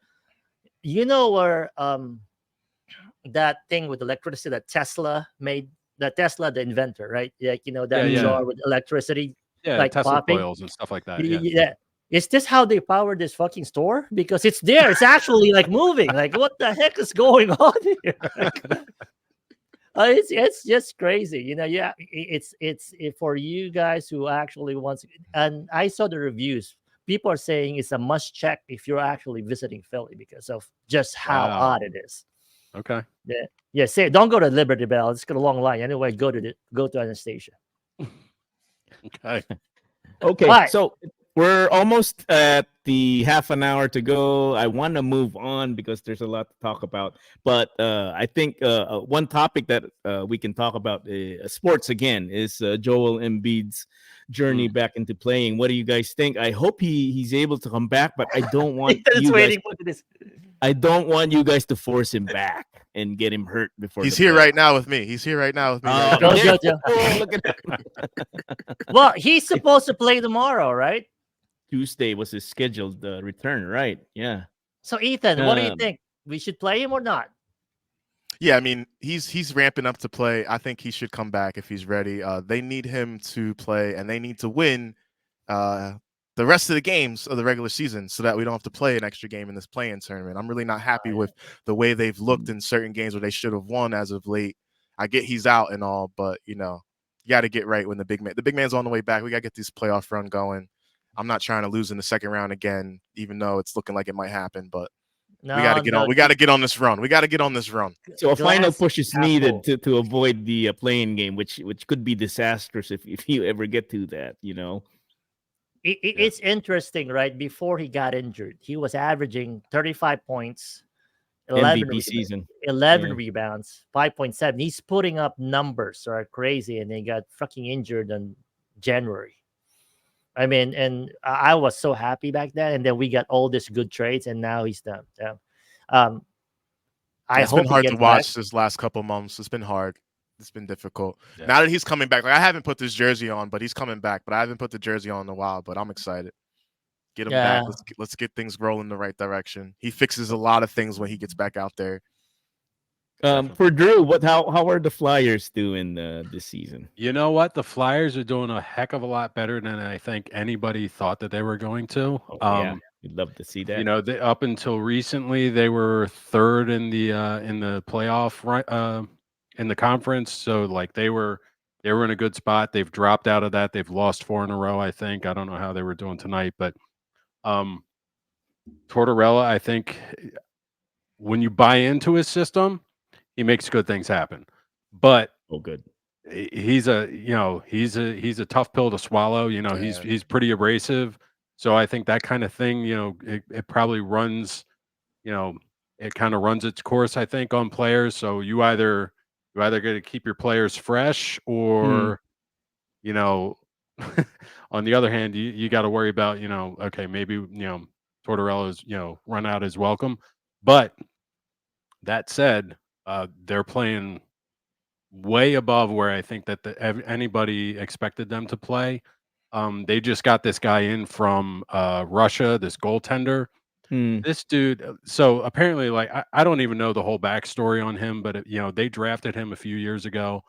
And I think he had to serve some, mandatory, military service or something like that when he was there. They do that. And then he was in the KHL for a while, and they just dropped his, let him out of his contract. So all of a sudden it's okay, now he's free to come to the Flyers. This dude, I've never heard of this. I've heard of some tall goalies. This dude is 6'8". Wow. He could, for a goaltender? Yes. Wow. Yeah, it's insane. Put a Sixers jersey on him and he could probably contend shit. Yeah, I was gonna say we'll take him over Tobias Harris, right? Right? Very, very, very interesting time. Former Detroit. Yeah. So we'll see what happens. I'm thrilled that they're even in kind of a playoff position. We'll see. Tyson Forster is a rookie for them. He's absolutely been tearing it up over the last few months. He's got something like 21 goals. I don't know that anybody expected something like that from him. So That's great. Really excited for them, and I think the future's kind of bright. That's always good, right? Yeah. So when you don't expect them to play and they get it, that's I think that's the best, right? That's the best. Like when we But a lot of excitement. Speaking of Tobias Harris, Ethan, you sound like my son who hates Tobias. Like every time, like fucking Tobias again, fucking Tobias. Dude, give the guy a slack. I mean, they're good games sometimes, but I can't wait to get rid of him. Like, there are. It's the $40 million price tag and the kind of the disappearing act that happens from time to time that I really like. It's like Kelly Oubre was the last free agent available. Kelly Oubre was the last guy in free agency. He's playing better than Tobias Harris on a more consistent level. It's like, why do we have the $40 million guy? And then this like league minimum guy is killing it. It's like, all right, dude. Like, and then they didn't trade him because they want that money to come off the books for the offseason for free agency. So that's why they didn't trade him. I love him. I wish the cap number wasn't as big as it was, and I wish that he was more consistent with, his shooting and his aggression to be like one of the guys. Because there's nobody telling him that you have to take a back seat. Like I get it's Joel's team. I get Tyrese Maxey's there. I get Buddy Hield is there. But like you've been a borderline all-star most of your career. Like why can't you just take that next step and be a 25+ point a game guy?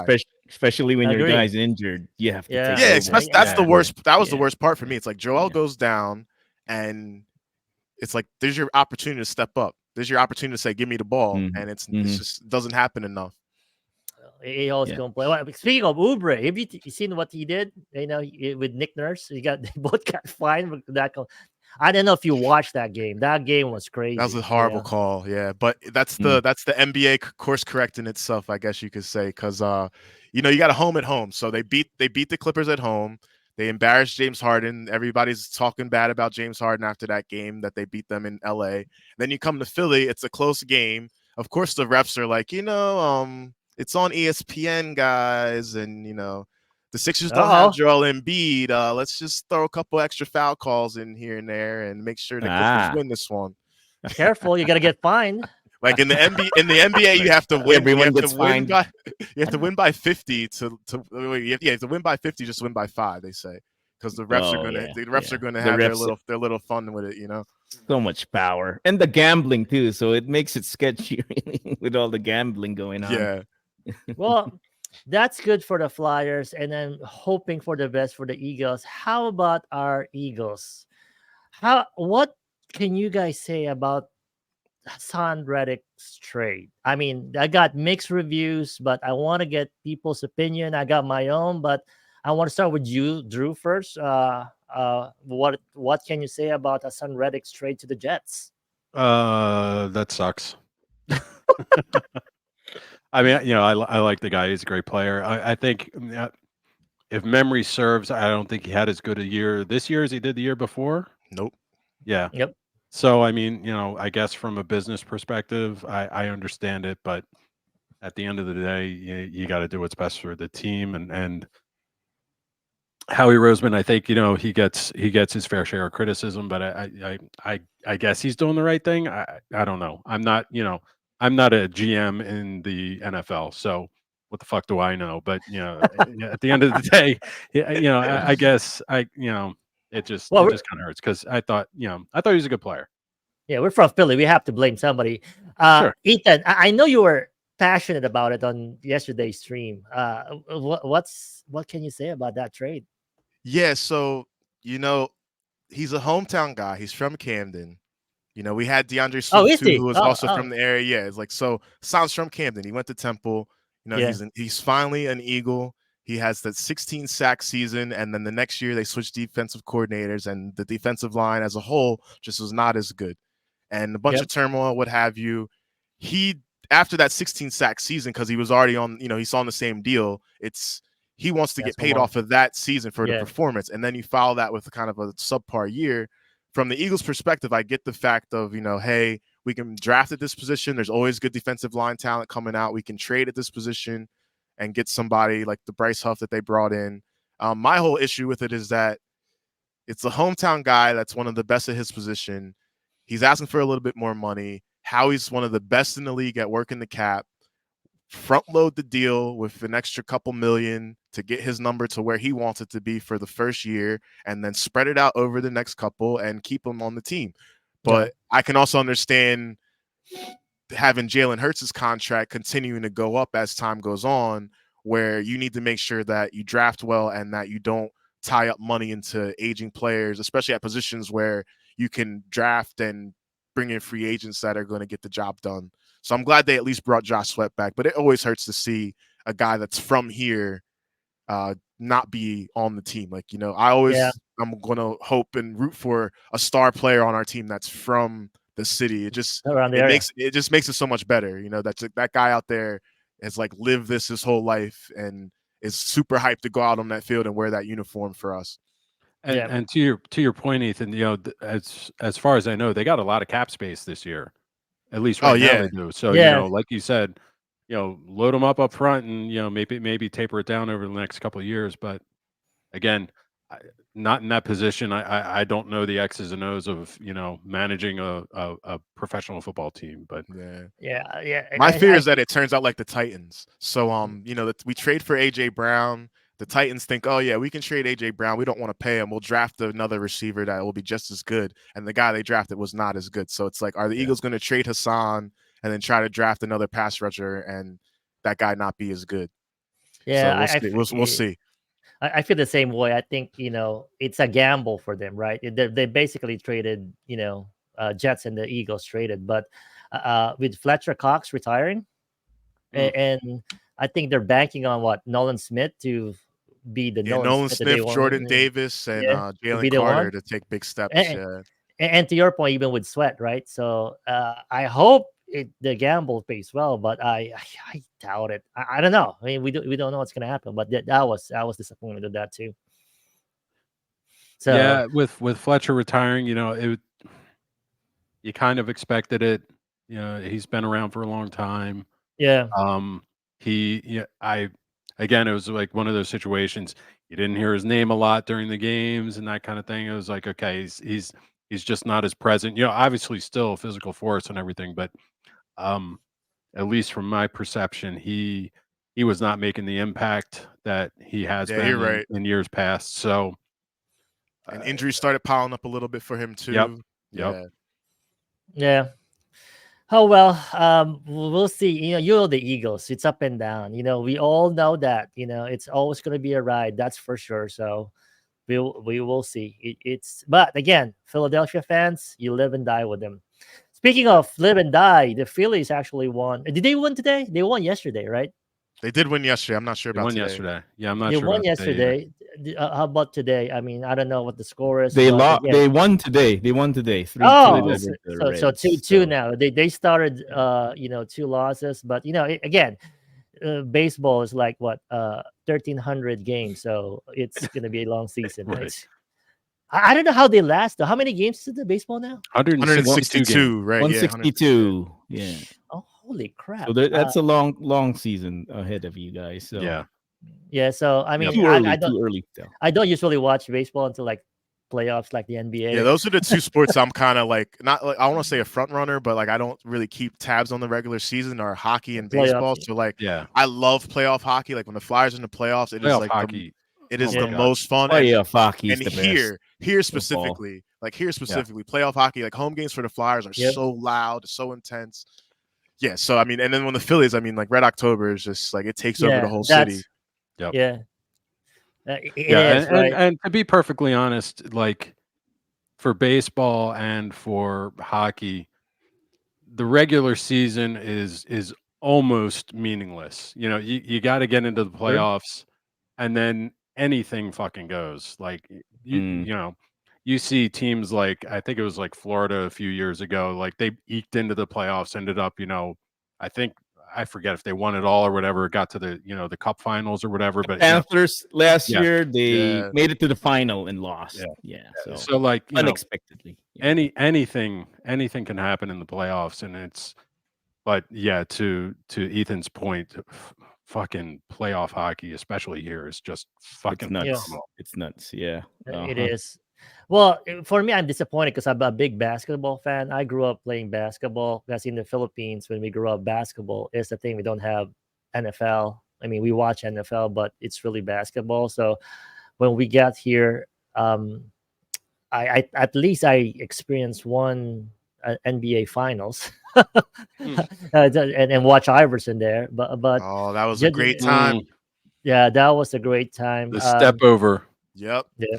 Oh yeah. That was great. So, but I still want the Sixers to go all the way. I mean, even just to the finals, even if they lost. That's why that one when Kawhi broke our heart. I think my son, my youngest son, cried. He was crying. Yeah, he cried because he's a big basketball fan. That was tough. That was really hard for a lot of people. It was that was our year. I'll be honest. That we should have won. If we won over that, we could have won the whole thing. Because probably your best year ever, and to win it all. That finals game is crap. We got some time, right? I want to talk about the former Sixer. Oh, I love this. We have to get to this guy. Former Sixer. The artist formerly known as number 25. The artist formerly number 25. We got a reel that we want to show. So we're talking artists. Let's play the reel. Who are the NBA players that you would legitimately buy a ticket for to go watch because you find them entertaining? Ben Simmons, because I would want to learn how you can make $80 million and play 55 games. Teach me how you can play 55 games in 3 seasons and we get 30 million, 40 million, and get another 40 million just by saying your back hurt. Get some icy hot, man up. He even worked in the plug for his product. Yeah, he's like, hey, get some icy hot on that. What a marketing maven, huh? You have to get Shaq, Look at Shaq, man. He's the best. He should have worked in the Shaq-a-roni pizza while he was there. Yeah. but he's right though, right? I mean, 55 games he's still playing. I mean, I'm surprised. The Nets are putting up with this, right? So there was a Showtime documentary about Ben Simmons that followed him through his freshman year at LSU. Please tell us the story. Please tell us. So he's they're following him for his 1 year at LSU, and basically like through that documentary, you kind of get the sense that his main focus is just to get through that year and go to the league. He doesn't care about even playing for the team. It's just like, have this camera crew follow me around for the season. I'm going to the NBA. I'm going to be an NBA player. And then kind of his true colors kind of started to come out when he got to the league, because it's like, hey, man, just get a jump shot and you're one of the best ever. It's like he comes into the summer league. He plays the first year in the summer league. And, I remember being in my car when we got that draft pick when they announced the lottery. I was going crazy. Like, yeah, we got this guy. He's going to be great. He comes in the summer league. He's shooting threes. He's shooting jump shots. It's like, yeah, like he's 6'10". He can handle. He can defend. He's flying up down the court. This is going to be amazing. And then you realize that he really just wants to be famous, and he doesn't really want to be one of the best basketball players ever. Like that Atlanta Hawks series where he has a wide open dunk and he passed it to Matisse Thybulle for a layup because he didn't want to get fouled. He's like, maybe he was going to get fouled and go to the foul line, and since he's a bad free throw shooter, he wanted to give it up to Matisse Thybulle. And it's just, that's crazy. Again, my son, right? He was like 12 or 11 back then. He even said, why did he pass it? Yeah, I mean, even like a kid in grade school know that, hey, shoot that shot. He can dunk.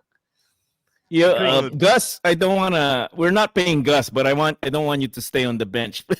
Please, what's your take on Ben Simmons? 55 games, $80 million. Come on, 55 games in 3 years. What do you think, man? Well, at least he's making his money, but I don't know. The cow.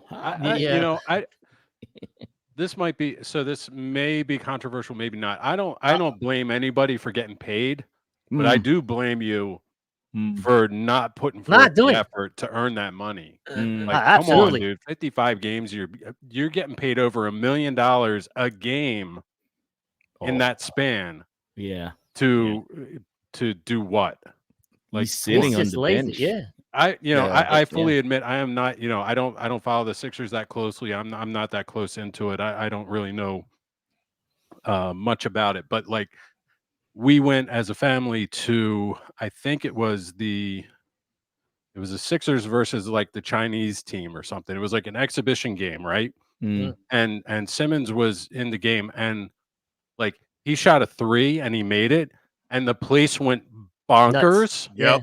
And I was like, why is he going? Why is everybody going crazy? And they were like, that's like the first 3 he's ever hit, or something like that. Like, and I was like, what are you talking about? Like, yeah, I was flabbergasted. Yeah, you go back and watch his high school tape, and it's like pull-up jumpers everywhere. I don't know what happened when he got to the NBA. The shooting's gone. Yeah, as a fan of as just a pure fan of the sport, you have somebody that has the potential to be like one of the greatest, and all he has to do is work on a couple things in his game and incorporate it, and he just didn't do it. Like if you look at Giannis Antetokounmpo right now, like he's shooting threes now when he was like airballing them early in his career, and now he developed the shot. Yeah. And that's all we asked Ben to do, and he didn't. Ben is so bad that the Australian national team has practically disowned him because he can't commit to anything. He gets the call, "Hey, man, we need you for the national team for the Olympics. Why don't you come on?" Oh yeah, the year he committed. The year he committed to play, he had that bad year with the Sixers, and then the whole thing with him wanting to leave the team. So then he was like, "Well, I can't go play for Team Australia now, like after all this, you know." Yeah. Like, see, he can't. He well, can't commit. He committed himself to Kendall Kardashian that time. That's why. Yo, the fits are fired. He knows how to dress. If you ever watch a Nets game, you want to see some high fashion. Make sure you're checking out Ben Simmons on the side. Well, I guess those are free too. I mean, you got the money, that's but you 80 million well spent right there. Oh, yeah. I'm sure the fits are free too. Like, hey, he said, if I can play, at least I can show up like really looking nice, right? So wow, it's like it's like Gus playing golf, right? What's our mentality in golf? Oh man, you can play golf. Let's just dress nice, right? That's our there you go. Yeah. At least Gus plays golf. At least he plays the 18 holes and doesn't sit in the car. Commit, Gus commits though. Committed. The whole Ben Simmons thing is like a case study in Philadelphia sports and Philadelphia fandom. We want to see you put in the work. We want to see you at least try to get better. And if you're not doing that, you're going to see exactly what happened to him. You're going to get basically run the fuck out of town because we don't put up with that bullshit. It's not. He doesn't fit your culture at all. Yeah, it's that's facts. That's facts. It's a shame too because we were all so excited. Like I think back to the day that they announced it on the radio, and I'm sitting in my car coming home from work. I don't get out the car to go in the house yet. I'm just like, I need to hear who got the number 1. I know it's going to be the Sixers, but I need to hear it. And then I'm sitting there banging on my steering wheel and going crazy, like we're gonna win a championship. And then he shows up and doesn't reach his potential. Just like, But Ethan, we got spoiled on that year. We got a lot of good number 1s and we wasted them. I'm gonna say I got brokenhearted. Yeah, the process area. I know we got to where it's in Joel, but there are a few things that we got swindled by the Celtics with that. My God! Fultz. We should have Jason Tatum, but everybody's talking about Markelle Fultz like he was going to be the greatest player. And but 2016 draft, you could have had Jaylen Brown. You could have had. There's a lot we could have. Jamal Murray. Sabonis. Yeah. When we drafted Okafor, who's number 2? Is that the Jabari Parker year? I can't remember, but we got a lot of we got swindled. To your point, like what the fuck are we thinking? Like I know I was in Vegas that time. You got Porzingis at 2 that year. Yeah. You got D'Angelo, I think. It's crazy, but hey, looking forward, with JoJo, just need to get in the playoffs. That's what I keep telling everybody. Once we get to the playoff, we got JoJo back. I think we'll be good. Just get out of the second round. I'm happy. Yeah. So we got 12 minutes. Do we want to go to the questions portion right away? Yes.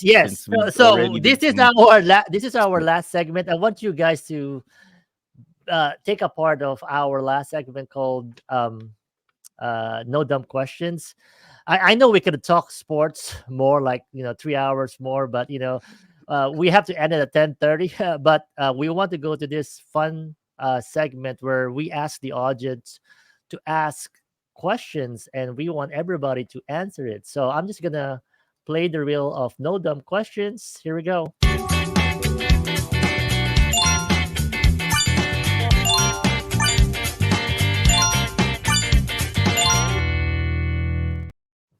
So this is no dumb questions, just Gus segment. Gus will ask the audience any questions that they want to ask the guest and the host. Go ahead, Gus, and see what's our first question is.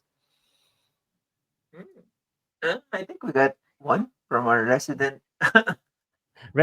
question maker? question taker, I guess. Okay. Yeah. So the first one, what's conspiracy theory do you believe in or are close to believing in? What's Ooh. what? Damn, these are That's a good this one. is- That's a good one. This is Really good these one. questions are getting harder and harder, guys. You know, every week. I will let Ethan answer that first. Stevie Wonder isn't blind. Holy shit! Actually, I've seen no, that, I know like he probably is. It's just the amount of people that have like speculated on it or like made videos to be like, see that, like he noticed, like, and there's so many memes of like people trying to catch him slipping, like maybe he really can't see, but yeah, that's always one. That was the first thing that popped in my head when that question popped in. Damn. Oh, okay. Drew, anything for you, Drew? That's a good one. Shit. I don't know, man. Like, I always put on my thinking cap when I hear all these conspiracy theories and stuff, and I'm like, no, that doesn't check out. No, that doesn't check out. So most of them don't. I am hard pressed to answer this one. I'm sorry. Gus, how about you? How about Drew's For thinking? me, it was like the moon landing, right? So I was like, is that really true or not? When I look at it, yeah. So you think that moon landing is fabricated? Yeah, you know. So probably the eclipse on the 6th you don't believe in. I think maybe you'll say, oh, they're just blocking the sun with, a piece of cardboard.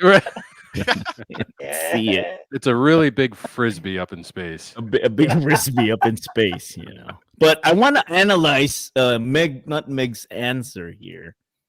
She believes that Courtney Love killed Kurt Cobain. For all you grunge Nirvana fans. Damn. I've heard that one. I've heard that. one. Yeah. Yeah, that's not too bad. This I haven't I don't know. heard. I guess I'm just focused on the music, but wow. Yeah. Anything can happen though. Shoot, let me answer that. For me, it's not a conspiracy. I guess it is conspiracy theory. The Mayans are actually from outer space because of that technology. Because if you guys went to Mexico and went to Chichen Itza, right? The technology that they had years back, I think are things that we apply right now. I think that they're advanced for that age, and they're just there waiting for the right moment to attack and conquer us. Okay. What are they waiting for? I know. They had their chance. Yeah. All right. So for me, it's and I'm kind of back and forth, but I think the JFK assassination a little bit, like, apparently Oswald was kind of like an average shot at best, and he pulled off some miraculous shit. Like, yeah. I don't know, like, and that's even a stretch. Like, could he have pulled it off or whatever? Hey, I pull off a miraculous shot every once in a while on Fortnite, but that's that like, really. You play Fortnite? Yo, another Fortnite. All right, we got to Yeah, start up. I play very, Boy G in the house too. I play very poorly. I'm terrible. I don't do builds. I do like 0 build only. No build. Yeah. And grown folks are in the no builds. That's for the grown folks. I am ass. I don't play, but it is actually interesting that Fortnite. So I know a lot of other streamers also Fortnite. Boy G, why don't you go in NBHD and ask to play Fortnite once? like the whole like one day instead of a raid train, just go and ask people they play Fortnite. That would be great to have everybody on. Yeah, Boy G, we can host that stream on NBHD. We can on promote Twitch the shit out of that too. Yeah, just have a whole day of Fortnite Twitchers playing Fortnite. It will be interesting. My 10-year-old daughter plays on my account, and she's better than I am. Well, let her play on that. My son too. Yeah, I'm gonna let him play my account because I'm bad at Fortnite too. Can you pull up that private servers in Fortnite or no? Well, you need a private server for. So you can like set up a like a party or whatever, and you invite people to your party and play that way. Boy G, let's organize it. We'll get it running. That's a great idea. Do you wanna put up that question again? That for the Philly another question. Yeah, there it is. Anyone want to answer this one? Favorite hidden gem in Philly that most tourists overlook? I already said mine. Anastasia. Oh, that's a great one. Yeah. My favorite hidden gem doesn't exist anymore, unfortunately. What is it? It was, and Ethan and I actually were talking about this yesterday on his stream. It was a club called Fluid. Oh yeah. Oh man, dude, this place was the fucking best. They had the best sound system. They had speakers that were made by Community loudspeakers, which were built out of Chester, Pennsylvania. Communities from Chester. Wow. Yeah. Ooh. And I would go there almost every Wednesday, like religiously. And that was like, I think the night was called Womb. It was Josh Wink's Ovum Recording Labels night at Fluid. Josh, of course, from Philly person. And that was the place that I actually first heard Music Sounds Better With You by Stardust, and it fucking blew my mind. Yeah. And I miss that place. That place was amazing. It was this tiny little, not a hole in the wall, but it was like in this alleyway just off of South Street in Philly. Nice. And Ethan can attest to this. I'll let him speak, but that place was just, it was very, very special. They played fantastic music. They had fantastic DJs through there, and it was just the best. But unfortunately, it went belly up, I think, back in like 2012 or 2013 or something like that. Oh, that's too bad. Yeah, Fluid was the place that's the club that I went to that really got me into drum and bass. Like I had friends that would bring me to parties there, and the drum and bass parties that they would have there, just like all the local guys, all vinyl sets going back to back, like with a bunch of crates of vinyl behind them. Just the way it was set up, and where you could like kind of, there was like a little side area where you could go up these steps and kind of look across to the DJ booth, because the DJ booth was raised up. You kind of like go up in this perch and watch. Yeah, that's right. And the other one I was gonna say is Graffiti Pier is a good place to go if you're visiting. Like it's not going to be something that it's on a Pinterest list of places to go in Philly, but it's a cool place to hang out. You might see some people doing graffiti when you go there during the day. And me and my wife, we did some of our wedding photos there for our wedding party that we had. It's like Fishtown, like near the water. Mr. Coops, you gotta take us there. Yeah. Take us there, please. Fishtown, okay. Yeah. How about Fishtown, right? So right now it's crazy. How I would say 10 years ago, you don't really want to get a place there, but now it's like, definitely going through a resurgence. Yeah. There's a lot of nice bars and restaurants around. Nice bars and restaurants. That's our go-to now. If you want to avoid the Center City crowd, there's a lot of hidden gem. I don't think hidden gem on food. I will suggest to go to Kalaya. So it's like a new Asian place right on Fishtown. Best Thai, right? So it's not just your regular Thai. It's like it's a fusion of. So that's a must go. So speaking of best, so I would like to ask Drew and Ethan, where do you go to get your cheesesteaks? I think people would like to hear where to get. I'll go first. There's not a good place to get one in Chester County. I'll just be honest. When I was living up in Pottstown for a while, there's a place called Ice House. They had some bomb ass cheesesteaks. I'm not gonna lie, but if I'm in Philly, in general, I'll go to D'Alessandro's to get a cheesesteak there. If I'm if I'm further into the city, like south, like I'll go to like John's roast pork. But out here, not happening. How about you, Ethan? Jim's on South Street, which is getting ready to reopen in May, is my all-time I heard favorite. that. All-time favorite. And then after that, that's tough. Yeah, Jim's, and then D'Alessandro's, I could say, because I finally have got up there for a couple of those. But yeah, I'll take Jim's over anything. It's one of the best. And then between the two tourist distractions, I'll say Pat's over tourist Gino's. distractions. I love that. Tourist distractions. Yeah. Between those two, that's over Gino's all day. Tourists. If you're gonna do the tourist trap, it's interesting. Everybody wants to visit me. I want to go there. I'm gonna tour you, but that's not the best cheesesteak you're gonna get. But just just bring your cab.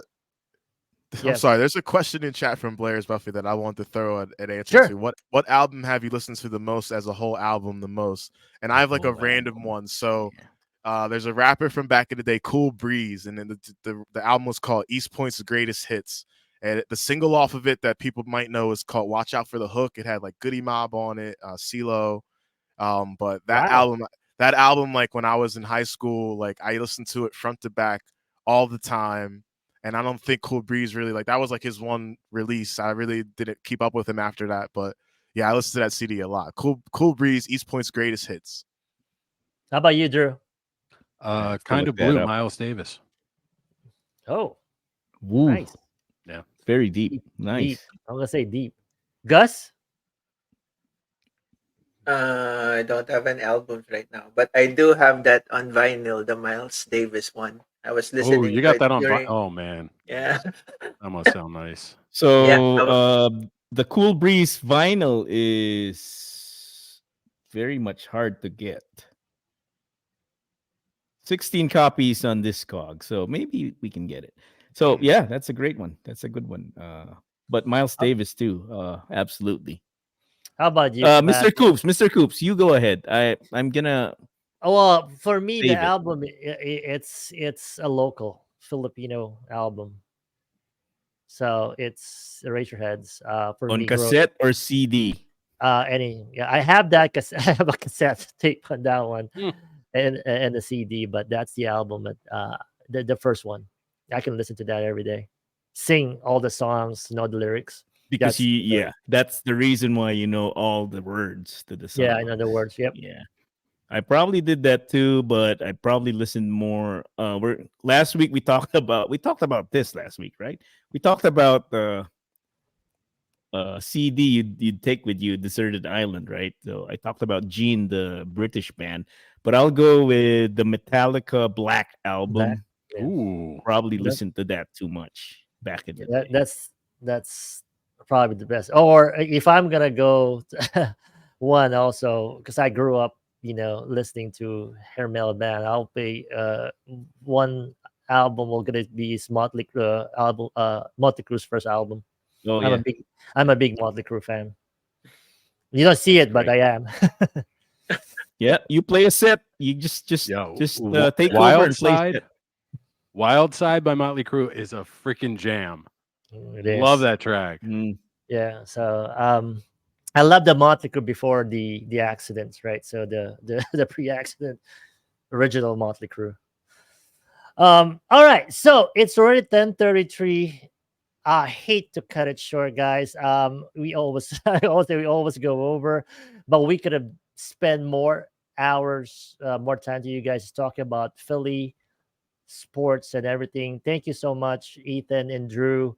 Before we let you guys go, why don't you plug your shows and your channel? I'll start with you, Ethan, first. Tell us what you're up to, even IRL, and your show on Twitch, to let everybody know to follow.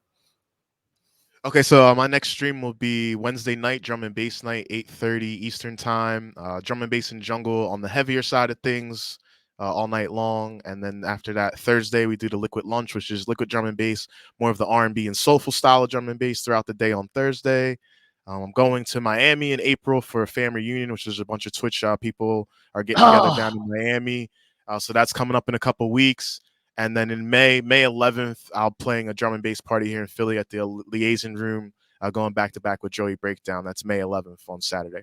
Oh, we have to check that out. I know, Ethan. We talked about it on our Twitch yesterday. We have to hit you up. We're on that double date on the barcade. Grace said, she loves to do that, so I'll hit you up soon and get that let's double do it. date. Yeah, hang out more and talk about. I don't know if we can talk of sports with the missus, but but at least talk about something else. Right? Thanks so much, Drew. Yeah, I mean, just gonna be on my on my channel. Wednesday, I'll be doing Progressive House. That's my zoned night, where I usually do like melodic or organic or progressive. So yeah, it's gonna be progressive on Wednesday. Usually my streams are on Saturday. I think I got something going on this week, so I don't know that that's going to happen. But usually Monday, Wednesday, Friday is when, or Monday, Wednesday, Saturday, excuse me, is when I stream. Ethan, really looking forward to your family reunion. That's going to be amazing. Yeah, definitely hope I can catch that.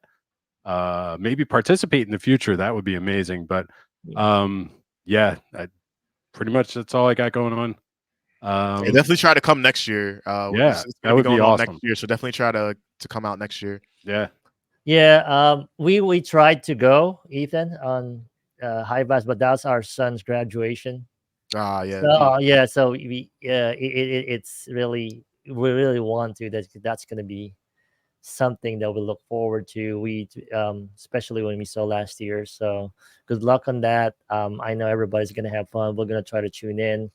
And guys, thank you so much for this. Like I mentioned to you guys in the backstage, maybe all Philadelphia Twitch fam could hang out one time. I'm going to try to get everybody, even Pat, see if we could not just stream, just hang out on the bar or something, talk. I think that would be fun to, get to know all of you guys. I know I met Drew already. I'm excited to meet you in person, Ethan. So we talked. Me and Pat talked about doing a Phillies game type of situation where we all get standing room tickets and just go to a Phillies game. So we will do that. Yeah, I know Patrick Richards and myself. We're going to try to maybe work with our two communities together and try to do something like that. So we'll keep everybody posted. Let me know. We're always up for that. And if you guys need like some sort of like an agent, Phillies, I know somebody who can get us, hook us up. So let me know. Awesome. Well, thank you guys. This has been fun. Thank you so much for being here. For everybody who tuned in from Drew's and Ethan's community, thank you guys. Again, please follow us. Please follow us. Keep supporting us. Please follow us. We're gonna post this on YouTube, so people who miss it, you can share it. Thank you so much. These are the guys next door where the talk is cheap and the laughs are prized. Thank you so much, Ethan. Thank you so much, Drew. Thank you, everybody. Thank you, everybody. Great show. Thank you all so much. Thank you. You're welcome, Alex. Thanks for being here. Thank you. Appreciate you guys. Thank you. Appreciate. Thank you.